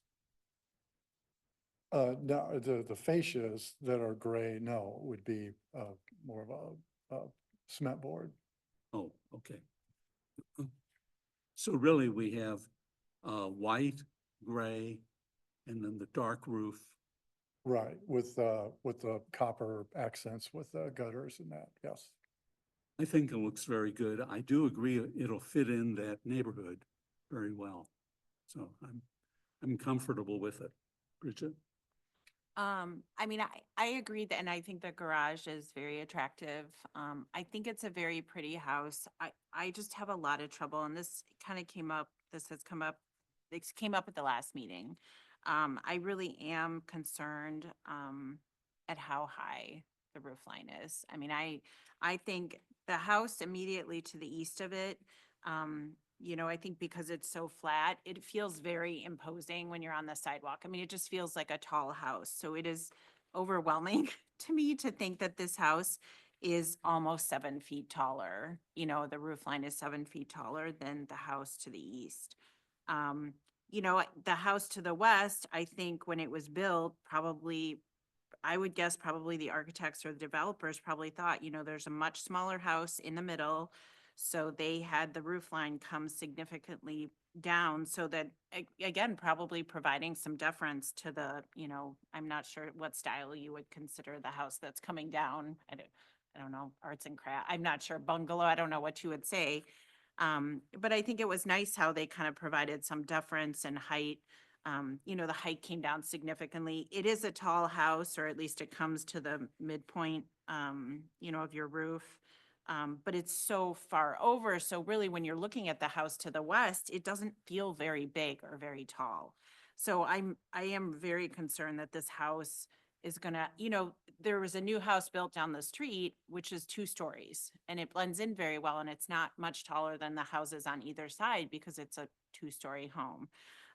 But you've got almost 3 stories in a house that is a new house, and you've got new houses on either side. And to have this house be so significantly taller, I just think it will loom over the sidewalk. I think it will loom over the house on either side. So I would just prefer to see it a 2-story home and have the roof line come down. I just feel like it will really loom over houses on either side and really loom over the sidewalk.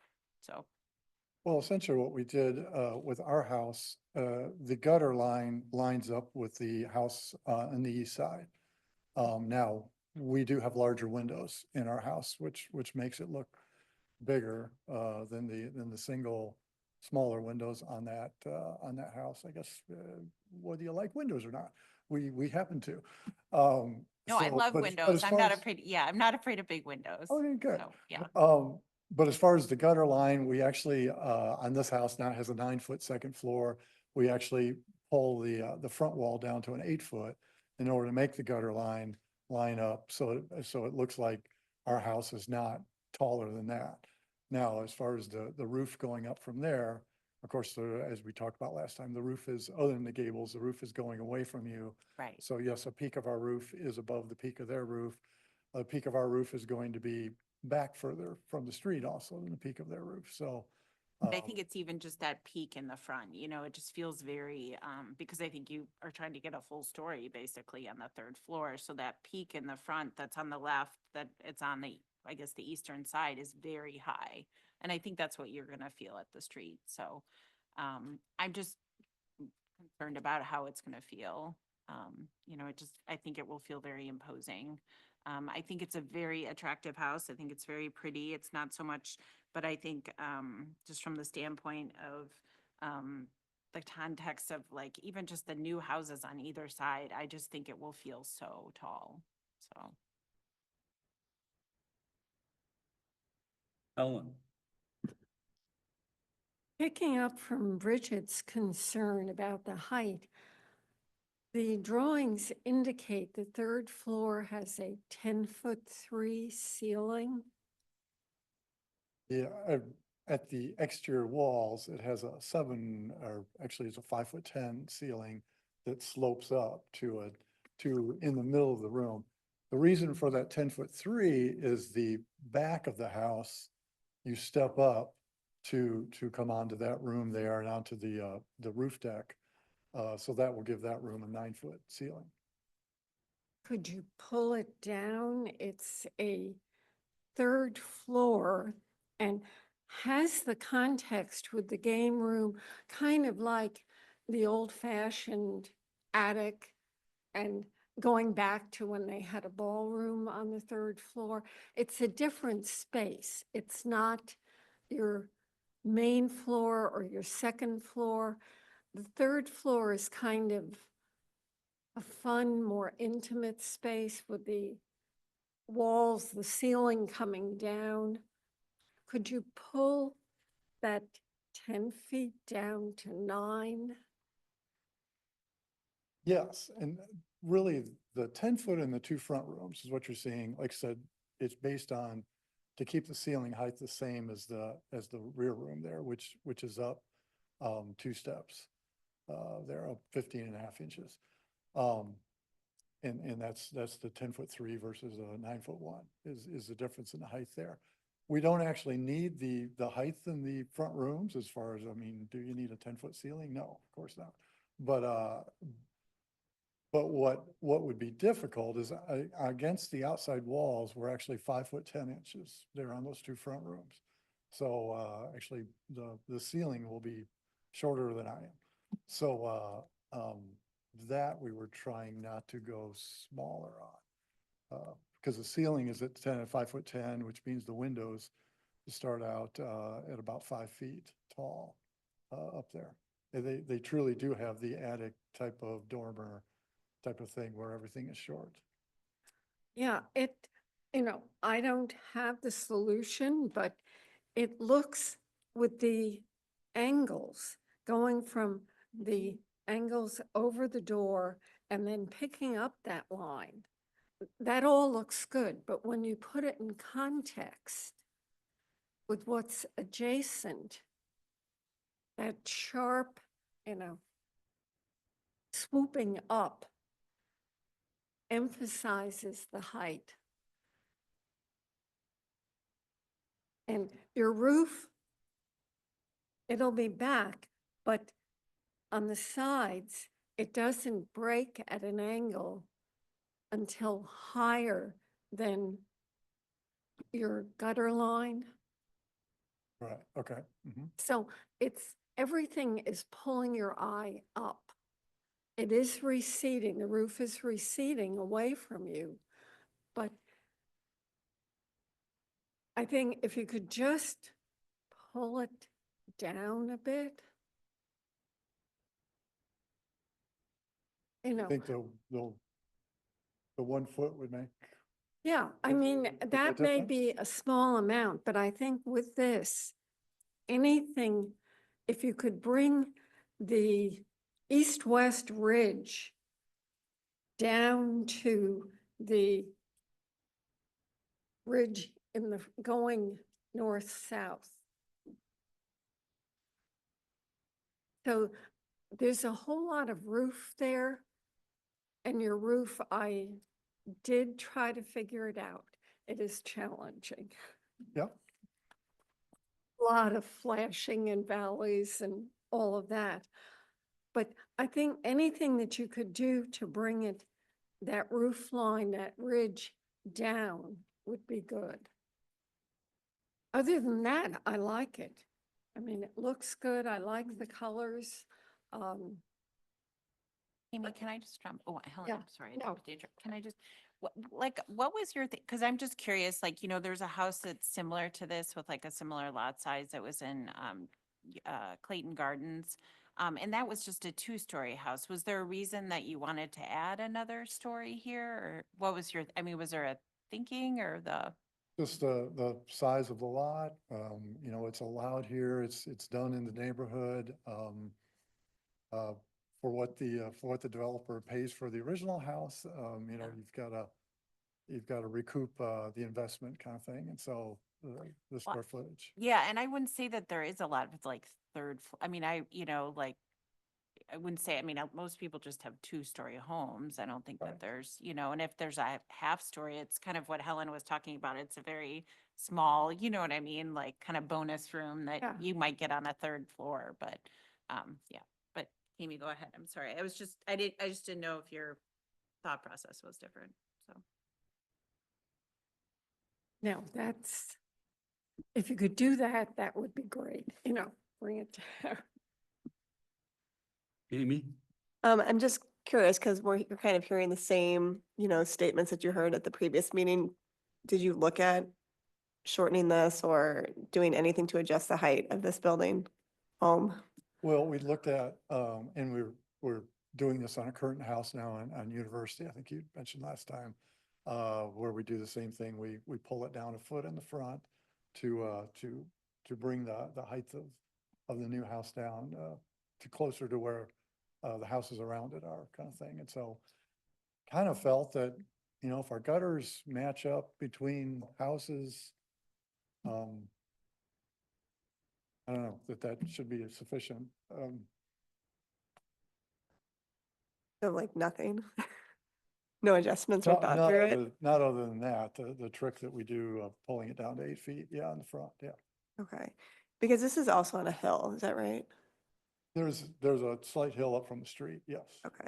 Yeah, I just think, when, we're looking at, kind of giving a little bit of a leeway for homes that are higher, it's because they're next to older homes, right? Because, older homes didn't have the 10-foot ceilings or whatever this one has. But in this scenario, that's not the case. These are both newer homes next to it, and you're still towering over it just to get that full 3rd floor. Is that right? So you can get that 3rd floor in there? I mean, of the style of the house, it would not go down very much unless you greatly alter the style. I mean, the tallest roof there would basically come down to the gables, if you didn't have the 3rd floor. Which, I don't know if that's a foot and a half, something like that. So it would come down. Right. Well, I mean, I guess the gables could also be shortened. Right, if you start doing, yeah, different slopes, that type of thing, yes. Mhm. So to me, so correct me, I misunderstand. The developer wants to make sure you get a 3rd floor in here for the square footage. And that's why we're Yes, dealing with this height. Prefer that, yes. Okay. And it has a view from the rear deck there on the 3rd floor, looking at downtown Clayton. That's something that nobody else is gonna have. And so as far as sales would go, that would definitely be a selling feature. Okay. All right, thanks. Jim?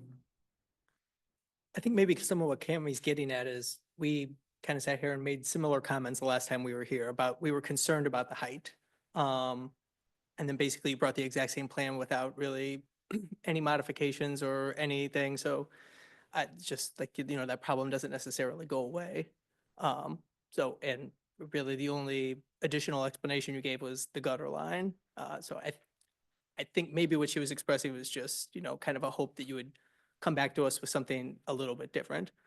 I know materials is something that, we've discussed on this project and several projects. You have a brick and you have a roof. But here, there's a stone detail that we don't have an example of. We have a fascia detail that apparently matches that stone almost exactly. It'd be nice to kind of see that color fascia along with that stone to see how those match up in person and how those interact with those materials, rather than just have those materials. So, the materials don't necessarily just stop at the primary material. Like you were here earlier for the 10 Bemiston, and you saw just the full array of materials we have. That's, I think, I can't speak for the rest of the board. That's more of something that I want to see. I want to see the decisions that go into it, especially because these renderings are just not accurate. And I can point out several things. If we look at this garage rendering here, from basically one end of your large garage door to going across the other end of the smaller garage door, that's a 50-foot span. This concrete pad that's behind that is only 10 feet deep. Yet, if you look, it looks like that concrete pad goes good, 30, 40 feet or something. that concrete pad, there's just a small walkway that goes in front of your trash enclosure, but this shows it, your rendering shows it as, if you scroll down up there Oh. and see, and Oh, up there, it's cut off versus this paper version that we have, but it shows the driveway extended all the way over here, a good All paving, right. over 6 feet past that trash enclosure. We're looking at the back of this and we're looking onto this, tree-filled lot. But in reality, we'd be looking onto that back deck and we'd be looking onto the back of that house. So it's hard to make decisions on a lot of this stuff when we're not getting accurate renderings. Let me go back to, when you said what was the 50-foot? It's 50 feet, so your large garage door plus your small garage door. If you go from one side to the other side, it's 50 feet across. No, it's 32 feet. It's 32 feet? The garage is 32 feet. The lot is 50 feet. Okay, then I have a number wrong, but still, if you look, this concrete pad in your rendering, Concrete pad is absolutely wrong, yes. yeah, and I feel like we should be able to have accurate renderings of what we're judging. I mean, that's only a 10-foot pad that's back there and it doesn't extend as far as your rendering shows. Correct. And that's not what it looks out onto. We should be showing more grass, no doubt, yes. And should be showing the house. And that's been a problem in the past too, as far as colors. As far as when materials have shown up, they're not matching the colors of the renderings. So especially when there's a lack of materials, we only have 2 materials here to look at versus this stone, this fascia. So all these things kind of add up to make it, even if I 100% agree that I think just looking at this building as this is an attractive looking house. But at the same time, it's also like, I don't know if that's necessarily what we're getting because we're not getting accurate renderings on a lot of the stuff. I mean, I don't see anything in the front rendering, and I have seen that before, that I would correct at this point. Even very little things on this front rendering, like this walk up to the front door. Literally, all that is, it's a click, hit P, up arrow 4 inches, and then you have actually an accurate looking sidewalk as opposed to something that just kind of blends in with the grass. These are very easy fixes. They're very minor that can actually provide a more realistic rendering and something that actually looks more like what we're getting as opposed to this was just this concrete pad and stuff like that. Like I said, it doesn't reflect what is actually going to be built. So it's tough to make decisions when what we see is not what's going to be built.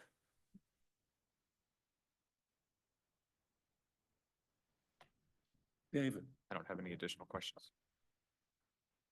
okay. Sure, there's no other hand up. So I think it looks pretty good. Jim, I certainly understand your concern about seeing all the different materials that we're going to have to deal with and making sure that what's presented is what we're going to have as the final built environment. But here I do think it's fairly simple.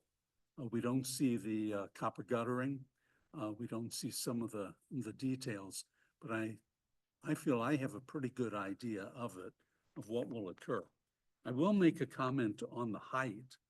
I think the height from the street is going to be perceived in the 2 gables, not really in the roof going back. Of course, I'd like to see it come down the foot, as Helen, you were suggesting, but I don't think that will make the gables look any smaller. I think they're there. They're going to look like a 3rd story, at least the one on the east, but I don't mind it. I like how it works and it comes down and looks like it connects with the gable over the front door. So I'm okay. I might just add, this is the first house, yes, where we've tried to do the 3rd floor roof story, as you called it. And so, although really the house, we got maybe a foot or 18 inches above some of the other ones we've done. So it hasn't made a huge difference. I guess I was going off the code and saying, oh, we met the requirements of the state of of Clayton, the city of Clayton, and as far as the height, shouldn't that be, I guess my feeling was, shouldn't that be sufficient? Why do we have requirements if we're suddenly we're not going to accept what the requirements are? But The other comment is in Clayton Gardens, Richard, I think you were referring to it. We have a home with two big gables on the front, but it's only a two-story house.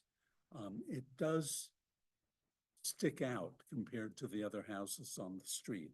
And those, I believe, are also 50-foot lots. So the houses tend to be vertical as you're going down the street. But I don't think it's a real negative, to be honest, having looked at that for a few years now. So I feel fairly confident that this house will fit in. I think it has a little bit of a conflict with the house to the west because of the way that house has the sloping roof that comes down to the first floor.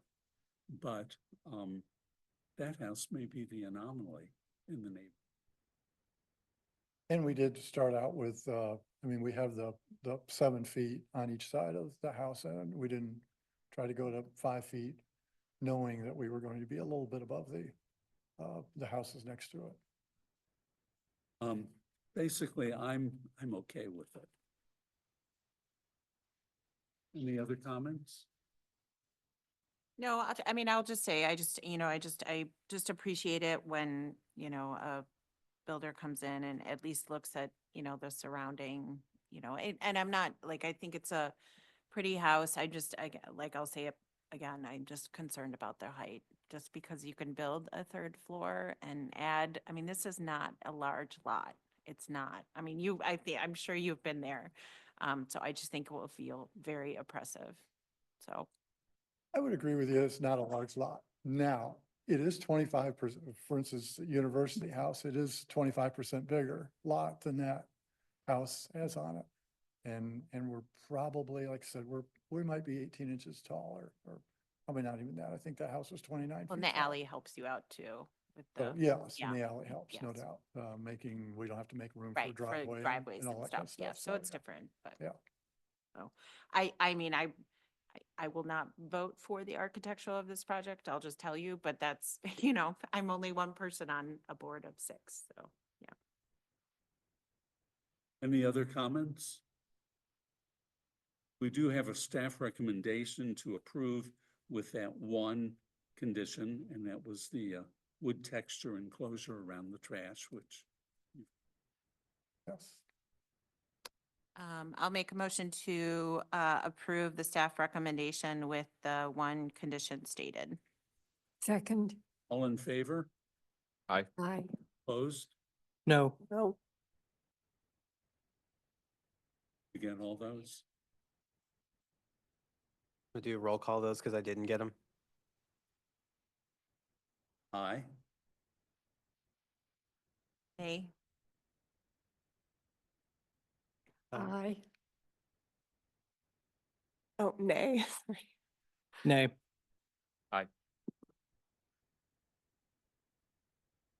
So that doesn't pass, so you have to return in a year or change your design. I'm sorry, explain that to me again. What's happening? We return in a year? No, you can make substantial changes to the design and come back with a new design. But if you want to come back with the same design that you have now, you have to wait for a year. Oh, I see, gotcha. Yeah. Okay, all right, thank you.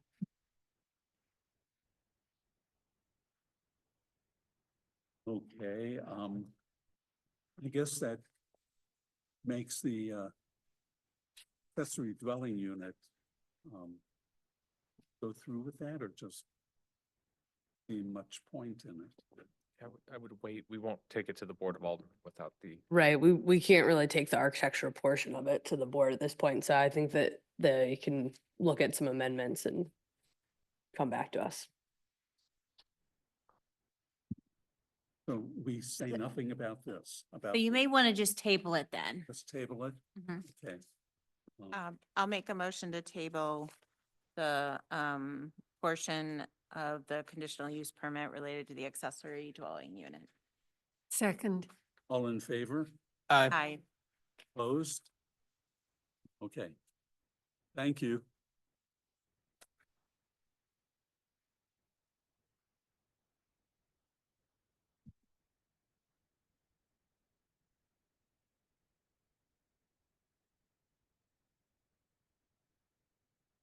Okay, well, that was an interesting end. Any further comment, Jim? Please make sure to vote tomorrow if you haven't already. Nothing further. Ellen, Nothing further. Bridget, Nothing further. David, Nothing tonight. Ryan, The next one should be shorter. thank you. Anna? Stephanie? Nothing further tonight. Okay, thanks, everyone. We'll see you in 2 weeks.